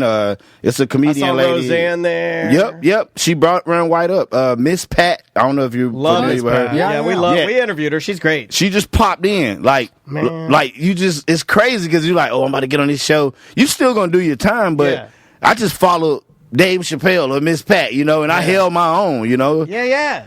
I mean, it's similar to... It's so exciting for you, man. The stories we've heard about the Comedy Store, and like a guy Tori telling us is like, if you are a regular there or constantly perform there, the chances of you being seen by someone who has power are high. Because guess what? People that are looking to cast other people for roles or to bring them on tour with them. They go to the place that all the talent goes to. Of course. Everybody's lazy, so no one wants to they're traveling around the country. I'm going to go to the place where everybody's also let them come to me. Yeah. And so you up your chances of getting an opportunity for someone. Who knows? You're performing one night and someone's the right person sitting in the audience, and then they give you an opportunity. When you're told by your friend Adam, when he's like, "Yo, this is good. You're doing it now." Did you question it at all? Did you have to be like, "Hey, whoa, what does that actually mean?" I didn't question him. I was just like, "Okay, what you say your email is?" Yeah. But he was cool. He used to be the booker at the Comedy Store. And then Joe was like, "Hey, he pulled a lot of the staff. About to pay you a lot of money to come out here." Yeah, I had heard a rumor about him taking a lot of the staff with him, out there to kind of do it right. Oh yeah, I mean it's a legit comedy club. They got a Mitzi bar. Like it's like I've never been that nervous. Yeah, but that was my next question. Were you nervous? Because I've never seen you nervous. I mean, I'm always nervous. Like, I'm nervous when you think I'm not nervous, but it's like I just handle it different. Like, I had to just I'm like, okay, this could be life changing. And then once Adam was like, "Hey man, can you come back next Sunday?" I was like, at first I was like, man, I don't really got the money, but I was like, I'm gonna find a way. So I just found a way, and... Well, that's two then. So the first one was when he decided to just buy the ticket. The second one was when he knew he didn't have the money, but he's like, I got to do this, right? And the crazy part was the second one, I got like an applause break. Like, I was like, I know what I'm coming to do. I'm coming to become a regular. Yeah. And that's then cool, man. A lot of people say you got to do it 3 times, but after the second one, I was on fire. Where are you going to live, Jolly? Have you figured that out? That's one thing I'm looking at. Like, I got a show Friday, Saturday, Sunday. Monday, I'm going to actually be looking for somewhere to stay during the daytime. Like, laundromat. Well, I might just get a van. If I had like an RV, I'd just stay in an RV. I promise I would. Yeah. Why don't you let him have your boat? And he can. They got a lot of water out there. He can live in the boat. Do we have any way to help him with a place to stay? Can we get him an RV or something? Do we know any listeners that would loan Jolly an RV? Or if you know anybody who live out there, like I would drive the RV. Yeah, that's what I mean. Do we have any listeners that would give him an RV? And I don't know about that. Live in it. I don't know about that. Well, just Beetlejuice all of a sudden. Somebody's gonna like, hey, I should live in my RV for a couple months. Falconer's rich. I'm definitely down with this RV if we can find this RV. I'm so serious. Well, I'm going to try for you. Use their RVs. No, they don't. They never use their RVs. When they turn like 90, they do. Like Jimmy Johnson's boat. He's never on it. Or Jerry Jones's boat. Or Jimmy Johnson's boat. He could have a boat too. Yeah, I'm pretty sure he got one too. So, how does it work with the place you live now? I'm curious to how getting free out of your you lease. are, Jolly, because I feel like I'm tethered by a 10,000 chain. Yeah, how quickly you're going to do this? Write down tethered by 10,000 chains. That's fantastic. No, I'm just that's literally the most poetic thing you've ever said on the show. You know how long it would take me to move to a different place? But haven't you ever dreamed what Jolly's doing? I've dreamed of. I've dreamed of not returning to my family, never paying my mortgage again, literally getting in my car, getting in my car, driving away. My phone, I see my phone lighting up. It's you calling me, Sam's calling me, everybody's calling me. I take my phone, I throw it right out the window. If you take off and leave, the judge is going to hit you with a child support payment. If he can find me. Or it doesn't matter. And he just hits the gavel and he's like, you owe this, and then if you don't pay, jail. Remember that movie? It ain't, you don't have a choice. You remember that movie, Tommy Lee Jones and Harrison Ford? Do you remember the scene where Harrison Ford's like at the pipe and then a jump? That's me. He'll never take me alive. I'm jumping into the sewer. Oh yeah, I know. I don't know a movie that is. That's a good movie. Take me alive. I'll stand on the edge of the pipe. I'm standing on the edge of the dam, the pipe, whatever. There's sewage behind me. I'm like, I'll take the sewage every day. No way old man Ford would blow his earring out. Oh, yeah, he pretty old. He was a tough guy in that movie, though. All they find is one little diamond set earring at the very bottom. His osteoporosis bones are all break. But how do you up and move to Texas? My apartment isn't that expensive. My cousin and then my homeboy, he gonna get the other room, so that's gonna keep going. So when I do move, I can just hit the couch, Okay, so they take over the payments. Yeah, it ain't. I pay like $900 a month for a 2-bedroom. You gotta find an old lady. That's pretty damn good. What about your girlfriend? I've been there like 4 years. What about your girlfriend? Hey, she gotta figure it out. No, I'm joking. I'm joking. With you? Nah, she's not coming. You gotta find. She's probably gonna try to find a way. You gotta find an old lady to live with. If I find an old lady, I'm gonna be a millionaire. You gotta find an old Austin old lady. Oh, baby. One of my chains is the immense amount of bills I've accrued over years, and just the amount of bills I pay a month with all this subscriptions, the gas, the subscriptions, this man's Acorns account is out of control. All these little increments of money going in there to save. No way. I mean, my monthly nut is absurd to the point where it's drowning me. Disney Plus, it's everything. Yeah, I don't have none of that. I got a phone bill. Propane is I got a phone bill and you got double propane. You got propane, and then my son, but he 18 now. So mosquito nets. Oh my God! You gotta live your life, son. So many monthly bills. Gas for the hot tub, gas for the gas grill, mosquito nets, all the subscriptions, every single one of them. Yeah. You got Disney Plus? Oh, he's got them all. My boat insurance, my goddamn boat storage, iTunes, Spotify. He's even got a Tidal account. I don't even know what it is. Jay-Z. Don't you live by a lake? Why you just keep the boat on the lake? He don't live near a lake. He lives near a Buffalo Wild Wings. Oh, okay. I've looked at just driving my boat to the middle of the lake and anchoring it and sovereign citizen, but up here the wind blows it ashore, then they repo it. Anyway, so find some kids. So when you go out, like this weekend, are you staying with friends, couch surfing? Well, Cam. He lived with another guy named Cam. He a white dude. We call him Black Cam. So they got a house. Double cams, but Black Cam, who is actually White Cam, he pretty cool. They work at a golf course, and he was like, "Hey, Jolly, where you staying at?" He called me the other day, Monday, and he was like, "Where you staying at?" White Cam, but Black Cam. Oh, okay. White Cam is Black Cam, and the other one just Cam. So there's Cam and Black Cam. Black Cam is actually White Cam, but he's Black Cam.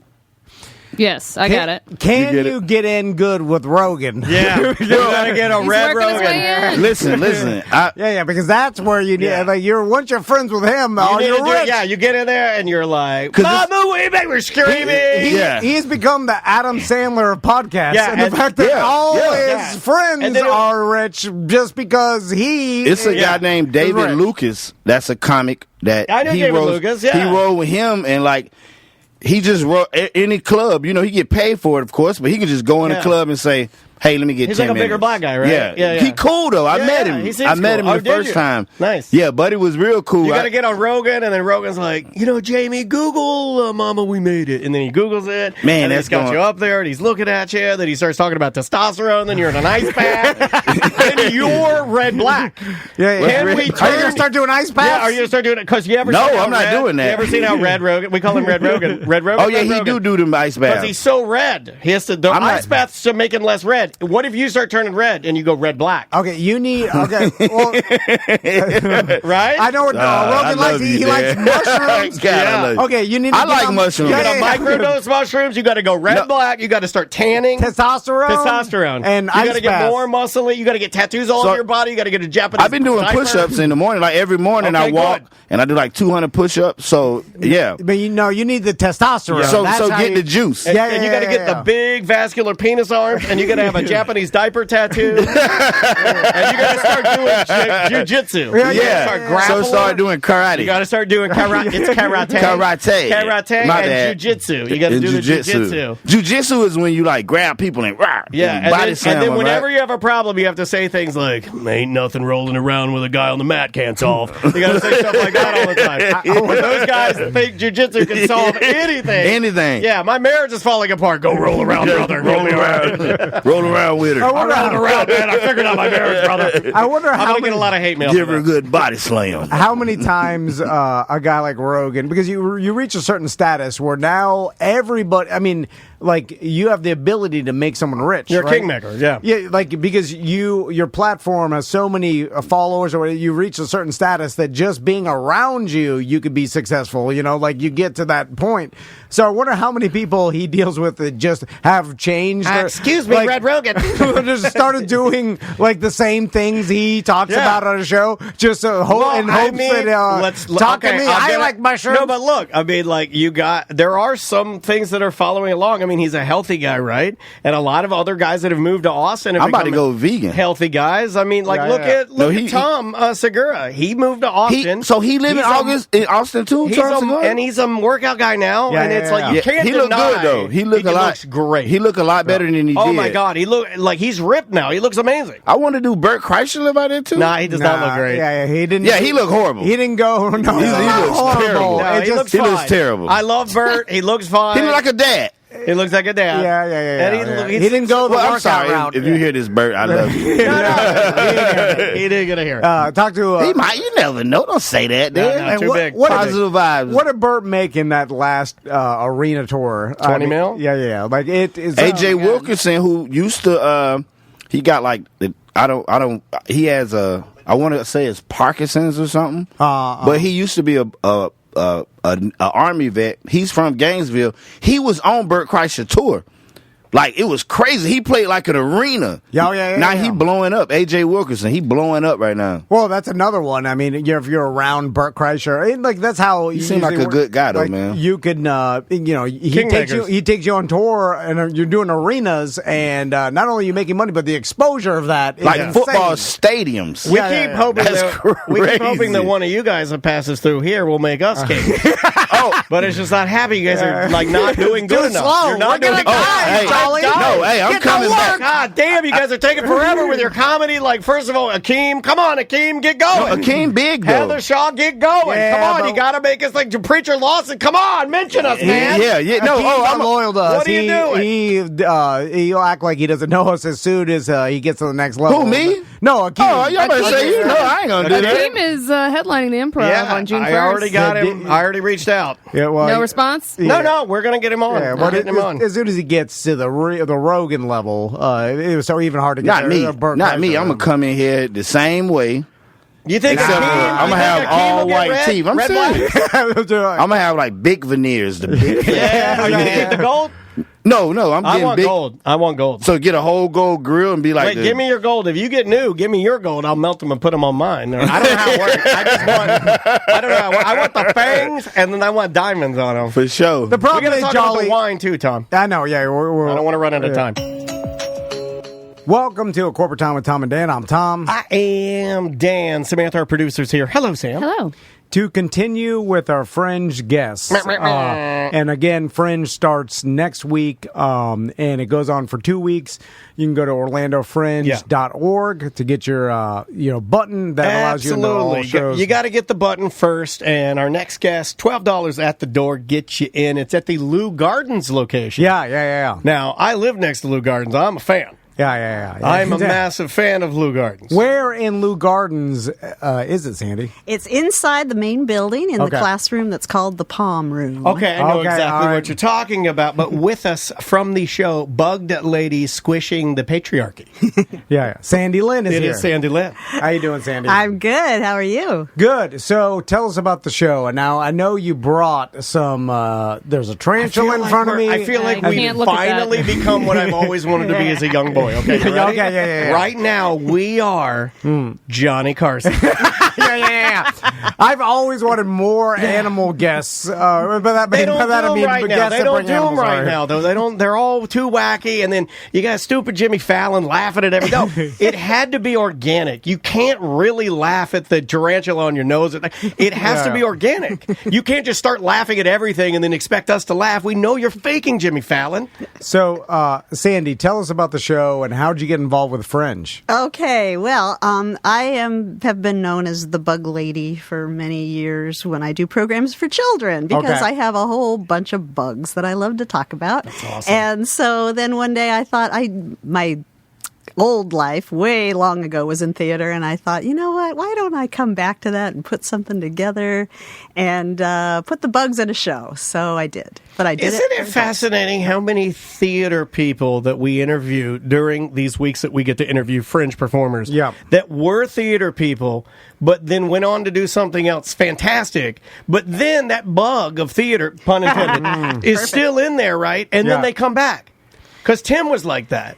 Tim from the what was the Multitude from the Multitude show. It was like he went on, he did other things, but then later in life he's like, why not combine this? And Fringe is the perfect venue to do that. You can do anything. Well, I guess let's start with bugs and how you navigated that. Was that? Let's go to first theater. So what was the first thing you did in theater? Was it when you were like a young kid? Where you I did children's theater in California, and then we ended up moving the company to New York. And so I was there in New York for 10 years doing children's theater, and then I got into cabaret performing. And well, hold on a second. I thought you were just performing a little bit. If you're moving an actual theater group. Yeah, it was small. It was a small theater. But still, 10 years to do. Yeah, it was fun. Was it considered community theater? Or? No, we traveled to schools mostly. And so we would go out of the New York area, and then we'd do libraries in New York City. And it was fun. That's great. Fun. How would you get into bugs?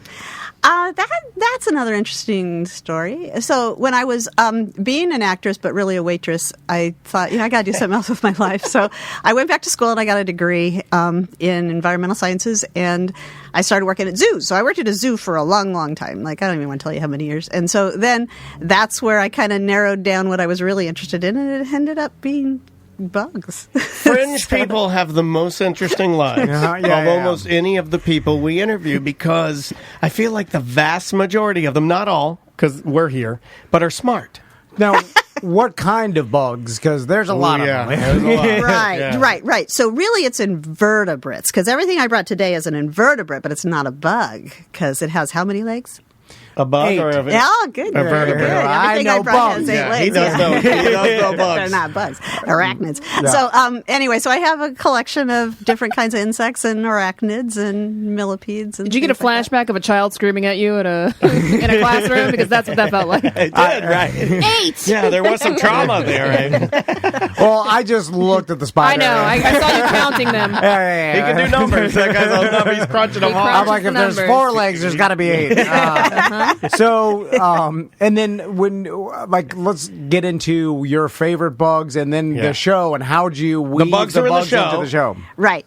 So the show, and again, like you said, Fringe is just the perfect opportunity for somebody like me that's crazy that says, hey, why don't I pretend that I'm an entomology professor and I've been just wronged by men my whole life because a woman going into this field back in the late 70s when I was going to college just wasn't accepted. So I thought, let's do that and I'm get revenge on these men that wronged me with my knowledge of bugs and toxicity. This is right up Sam's alley. This is right up. Kill them all with the bugs. Get them good. It's also funny because your husband carried all your bugs with you. Am I allowed to put you on camera for one? Okay, one. You're going to do something. Please don't kill me. And he came in, he's holding. In fact, I saw him. A bunch of cages. I saw them at the door. Spiders.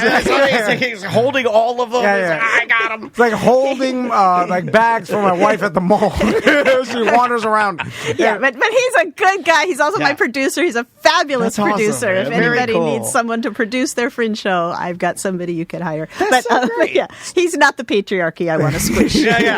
So in the show, you discuss how you would kill or get your revenge on these men who wronged you using the science of bugs toxicity. Is that what? Yeah. So we learn a little bit in a very morbid way. Yeah. So you are the students in the classroom. Okay. I am teaching you, and then I kind of go off on these tangents about how I was wrong. This is a crazy idea. You realize that, right?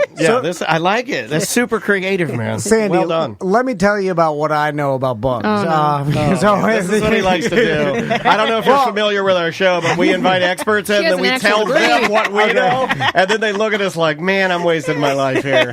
So I believe, based on my I thought knowledge... you said what you knew. Now it's what you believe. That's very different. He's flim-flamming over there. The tarantula, which I believe there's a tarantula. What did you call it? Or tarantula? Tarantula. No, first you called it tarantula. Well, my father was a good Virginia Southern man, and my father too said tarantula.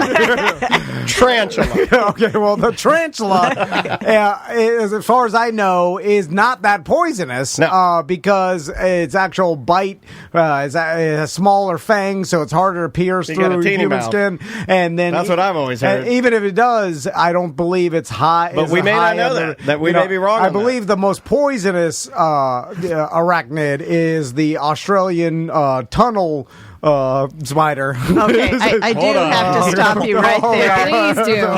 Am I a little bit right? I need to correct you. Yeah. Venomous, not poisonous. Well, you get him. Our listeners know, you got the first question wrong. You didn't even put your name on the SAT. They get the gist of what I'm saying. Poisonous, venomous, tomato. Wait, venom is a nerve is thing, injected. Right? Injected. And poison generally is ingested.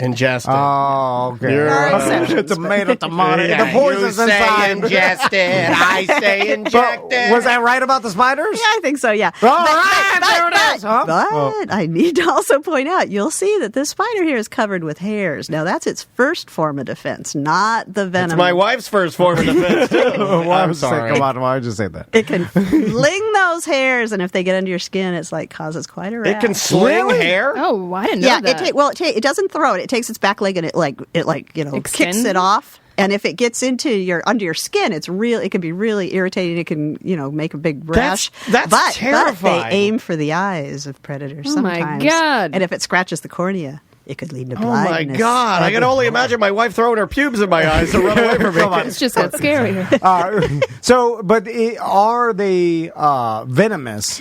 They are, but like you said, there's all sorts of different degrees of toxicity between different spiders, and it's a gorgeous spider. So this one is very docile too. This is one of the most girl doesn't. It's a girl. It's a girl. It's a girl. What's her name? Her name's Rosie. Rosie. She's a rose-haired tarantula. Chilean rose-hair tarantula. Chilean. And when Chilean. in the Man, wild, Injected. I say Chilean, don't I? Yeah, and Chilean. digest it what? Do tarantulas live on the ground in the wild? Yeah. Okay. Yeah, they mostly live on the ground, yes, and they burrow and they, travel. They migrate sometimes. Big groups of them will migrate. How long do they live for? Well, that's a good question, too. I know that Rosie is a female because she's about 10, maybe 11. They can live to be about 25. But males only live to be about 8. 8 years old. Something like that. They only go 8, and the ladies live to be 25. So the guys, they get right around the age of our kids, and the girls, they get to rent a car. Isn't it 26, 25, 24? Well, the male tarantulas are just there to get the female pregnant. Right. They just die off. In the insect world, Tells you a lot, doesn't it? There's a lot of insects relationships where the males are immediately killed like after the praying mantis. Okay. Can I tell you about that? Yeah, please. When you bring these things up, it is true.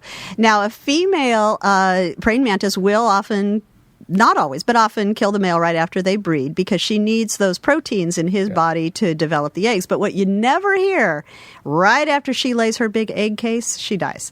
So they both give up their lives for the next generation. That's fake news. No one ever says that. Nobody You're right. ever says that. They always blow the female kills the male. Interesting. Yeah, she That's a typical guy thing to do, right? Oh, she killed me, but she died too, man. But she still killed me. So with the tarantula, there's a lot of tarantulas in movies, and you've seen them. I think they villainized them like sharks almost, right? Yeah, and like arachnophobia. Everybody would be afraid of it, and really, I never heard of any of my friends ever getting hurt by a tarantula. Well, because it's big and hairy and scary looking, but... I thought you were going to say something. My dad used to say, big and hairy and hard to carry. It's just inappropriate. And so I've never seen, like, when they throw the tarantula on one of the like wet John bandits. Goodman. No. One of the Marv. Marv, when the tarantula lands on Marv's chest... He could have kicked hair in his eye. Could have done that? Yeah. They crawl on his nose, too. Can you brush the hairs off? Do they, stick in? Well, they can because they'll land on you and you'll itch. And so you'll scratch them and you can scratch them in yourself. Yeah. Oh, my God, it's but like a lot of fiberglass. people do hold them, and if they're not kicking the hairs off, they're not bad. I think I have kind of almost an allergy to it, though. I don't like to hold her because she doesn't like it. So I show her in this leave her all the be. time. Yeah. Now, what are some of the other...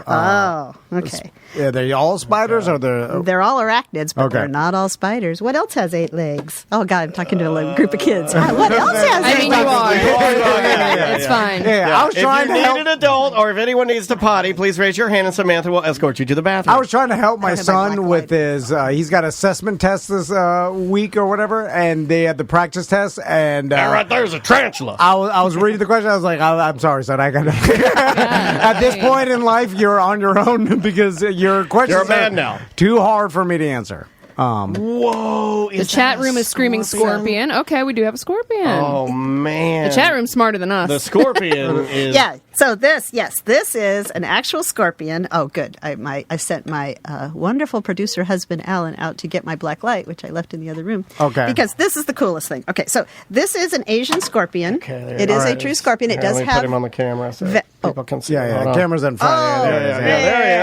is. Perfect. So he's got a ball at the end of his tail called a telson, and it does have venom in it, and then it's delivered through his stinger, which works like a hypodermic needle.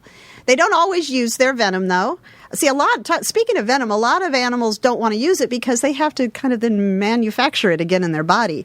So I've had a scorpion just like this one that would, grab a cricket with one of its pedipalps, these things, and then beat it over the head with the other pedipalp and then eat it and never use its venom at all. So they don't always use it. But the coolest thing about scorpions is this. They glow under a black light.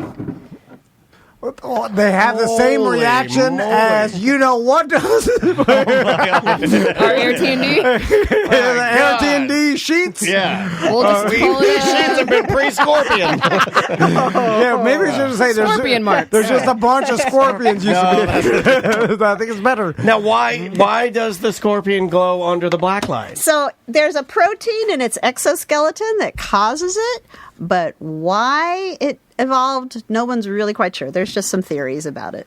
He's huge, too. That is a big boy. Yeah. So what's his name or her name? I don't really have a name for this one. I like that. Look at that tail. Oh my God! So cool. Look at that thing, Tom. Let's say that got me with the tail, right? Mm-hmm. What kind of damage would that cause? This particular species, it'd be like a bee sting. So unless you had an allergy, you'd be fine. Gotcha. But there are some, and then I always have kids say to me, it's the little ones that are worse. And the truth to that is that one of the smallest scorpions is the most deadly in the world. But that doesn't mean all small scorpions are that venomous. So we have little tiny ones here in Florida that aren't going to hurt you at all. But people panic because it's small. It must be, horribly toxic. So that's I've seen some little. I've seen them before. They're like see-through white. I've seen those before out in Peace River. Yeah, and they rip. Yeah. They're fast. Yeah, and they're little. They're little bark scorpions. They're not going to hurt you. Bark scorpions. This one is cool. This one I'll take out. This one I hold. Oh, you're holding that with your hand now. Oh, wow. Oh, hold on. What is this that guy? Wild thing? And you're like holding it with this big grin on your face. I love it. Because they're so cool. This is a whip scorpion. Not a true scorpion at all, but it mimics them, right? It's got the pedipalps in front, but it has no stinger. Is that because it evolved to lots of insects and fish and stuff? They evolved to look like something so that other predators don't attack them? Yes, mimicry. That's exactly what nice that is. Job, buddy. You're on the board. Gold star. Guys, good. It's almost like I know everything. That's what I tell for Tommy's myself. homework. Put that on a shirt. Put that on a shirt. Tom knows everything. It's also called a vinegaroon because the only thing it can really do is put this stuff A vinegaroon? Your feet are vinegaroons. Oh. His feet, he has an uncontrollable foot odor. Do you guys know anything about that? Why would you tell our guests that? Well, she said vinegaroon, and then I couldn't think of anything but your feet. So, where is this native to? Actually, right here in Florida. This Really? one, Never seen this one. That's a Castleberry vinegaroon right there. This one comes from Arizona. They're bigger in Arizona. Ours are a little smaller. Everything's bigger in Arizona. She went to Sedona instead of the Boda. I said not to say that anymore. I'm sorry. I'm doing a comedy show. But ours are really, really secretive here. They hide. Oh, look, he's kind of waving his things at you. They hide under logs and stuff. You never see them. I've never seen one. That's really odd. What do they eat? Crickets and other insects. So you just other stuff. put a couple crickets in there and he's good to go? Yep. How often do you have to feed them? They, all these arachnids only eat like every other week, if then. They really don't eat much. So what does the tarantula eat? Crickets. Okay. Yeah. So you just put some crickets in there. Everybody gets a cricket. Yeah. And a cricket wireless. They all have a little tiny. What's the most dangerous arachnid in Florida? Or is this going to be one of those things where they go, look in the mirror? I hate those. Don't you guys hate those? Have we had enough of those? Who's the most dangerous predator on the planet? Look in the mirror. You disgusting slob. You're tearing everything apart. That because of snake, I said that. Everybody says, I'm sick of being played for everything. Now, I had heard, so we got the black widow, but then there's also the brown recluse, which I believe is more venomous, venomous, than the black widow. It's actually not native either. The brown recluse is not native, and it's really not here. It's not that prevalent here. They're here, but every time it's a problem because a lot of times when people get a spider bite and they have a bad reaction, they might even go to the hospital, and the doctors I've heard will say, "Oh, I have the brown recluse," but it's not because there's not that many of them here. They're not native. Remember the one spider bite I got where your belly? Brown recluse. It was eating. I don't think it was a brown recluse, but whatever it was killing me because it got huge and it got like a big red circle. Then it started like going up. Oh, in my that's brain bad. Yeah, that's and bad. But I didn't know anything, and I'm a hypochondriac. And he was like, "Well, why are you using your hypo powers?" You just told me you had bone cancer, and then you got a goddamn brown recluse. Yeah, it was spider killing me. And then I went there, and the doctor was like, "Yeah, man, this was bad." And it was either a black widow or something that got me. Yeah, it could. Yeah, and they had to treat it. And it was like, don't mess around with the spider bites. No, don't mess around. I mean, I'm not trying to belittle it because they can be really bad. It's just they're not always brown recluses. No. That's what I'm trying to say. Yeah. Not everything's an emergency. But is that what you have to worry about the most in Florida, or do you have to worry about any of this? Because for the most part, spiders are leaving you alone. Like they're minding their own business. Absolutely. And I tell people, if you see a spider in a web, just walk around it. They're doing us a huge favor by being there in that web. They're catching things that are, flying around. And you see those big, my favorite spiders are the golden orb weavers. They're big, huge spiders. Oh, the big banana spiders? That's what they call them, banana spiders. But they're really those are the worst. I don't want to call them banana spiders. She called it a golden orb weaver. They're not banana spiders. That's like calling a garbage man industrial waste. I've walked through plenty, even rode my four-wheeler through plenty of Florida woods where their face height, that's the problem with them. Yeah. Is that when you're walking through and I can't see anything, so I'm walking through the woods and why do you walk like this? I walk like a cartoon giant. and then I can't see, and then all of a sudden a banana spider or whatever, the golden orb weaver is right in your face, or that you hit it and then it's somehow scurrying down your back, and it's got some weight to it. But they're harmless. Oh, correct? they're harmless, and those are females. Always the females are the big ones, and the little guys are That's the what I males. tell my wife. But, I'm like, you're the big one. But the important thing to remember, usually they're somewhere near water. So they are trying to catch the mosquitoes that are flying to that water that are going to lay their eggs, or they're catching the babies after they've gone through their metamorphosis in the water and they're flying out of the water. I root for the golden orb. So, get them all. Get all those mosquitoes. They're fabulous. And their webs are incredibly strong and really cool. Can we do anything with spiders? I'm surprised we don't have factories of spiders like we do cows. What do you mean? I'm being serious here. All of y'all, including our guests, are looking at me like I'm an idiot. We need a factory of spiders, and they're looming just nothing but like if Woody Harrelson can have hemp, we can have a spider factory and use their fibers for like Kevlar and stuff.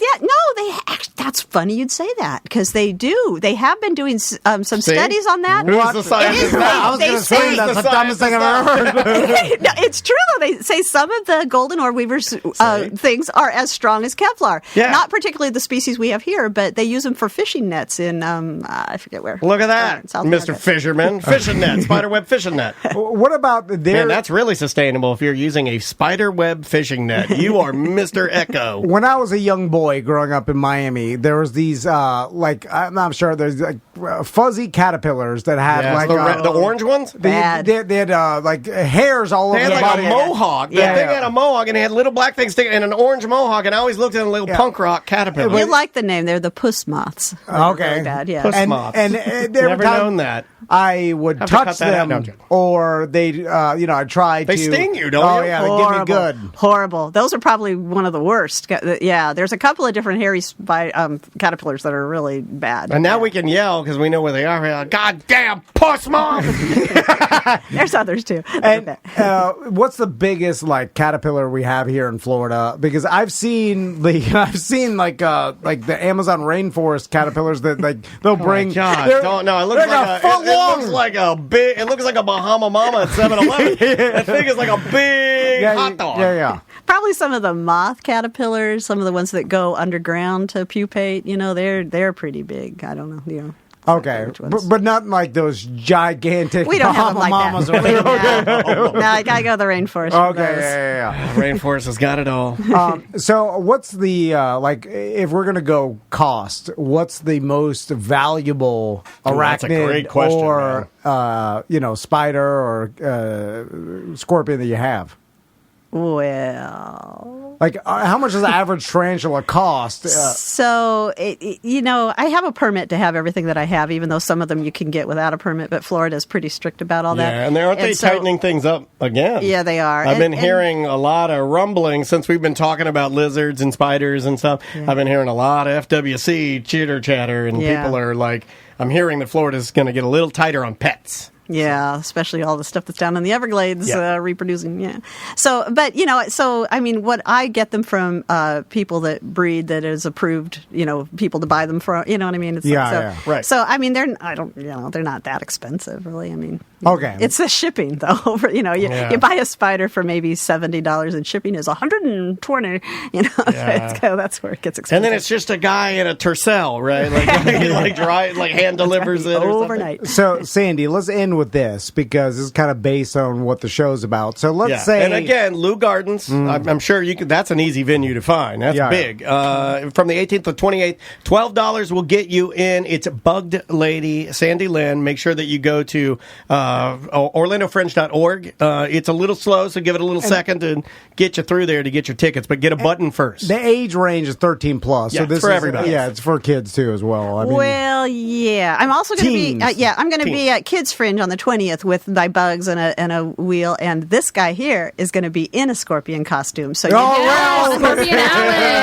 Don't want to miss that. Scorpion King. God, why do you make him do that? Why do you do that? He's a good man. He's supportive. my wife's like dressed like a cartoon house, sell some houses. I'm staying on the spirit side. She'll put me out there. And speaking of I that, love new construction. Sandy, let's just say my wife comes to you and says, like, I need to kill my husband. I'm tired. What do you need to look out for? Is that what you're saying? I'm tired of all his bumbling, and my God, well, you want to do it, and you want to do it peacefully, and so she doesn't have to disrupt her life, so it looks like an accident. Yeah. Well, she also wants the insurance money because she got all this insurance plan. Definitely tie a balloon to a handgun scenario. Yeah. So she wants it to look like an accident. Yeah. So what would be the way to do that? Well, I think you're going to have to come see the show. I'll tell you. He does that to me every week, asking about my show. So the Australian funnel spider, the most deadly spider in the world. Wait a minute, I thought it was a tunnel spider. Did you look it up? No. I think tunnel, funnel, same thing. What? It's some Australian funnel or tunnel. The Australian tunnel spider sounds dangerous. The Australian funnel spider sounds like a party boy. Which one is it? A funnel or tunnel? It's either a beer funnel or a death tunnel. Like one sounds party, one sounds deadly. Yeah, whatever it is, I'll find it on the internet. And what are you going to call Sandy up? And then somehow you have to get it to bite me because I don't think they'll just naturally bite me while I'm sleeping. I would put it in your. I'd put it in your jockey shorts. You'd have to irritate it in some way, like no. What you would do, you don't want to harm it, right? No. And you don't want to leave whip it up into a frenzy. So it goes bite crazy. You put it in the freezer for 3.5 minutes. Okay.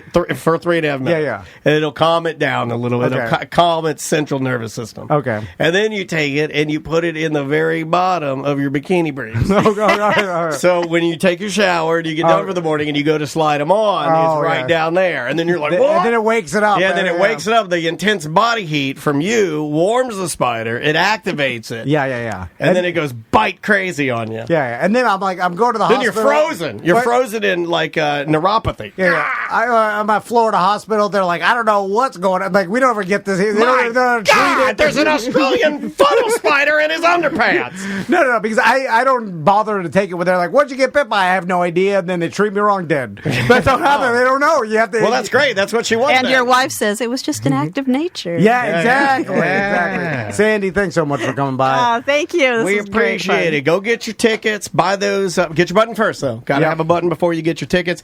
Again, Lou Garden, Bugged Lady is the name of the show. Thank you guys so much for coming in. Thank you. We appreciate it. And we'll be right back.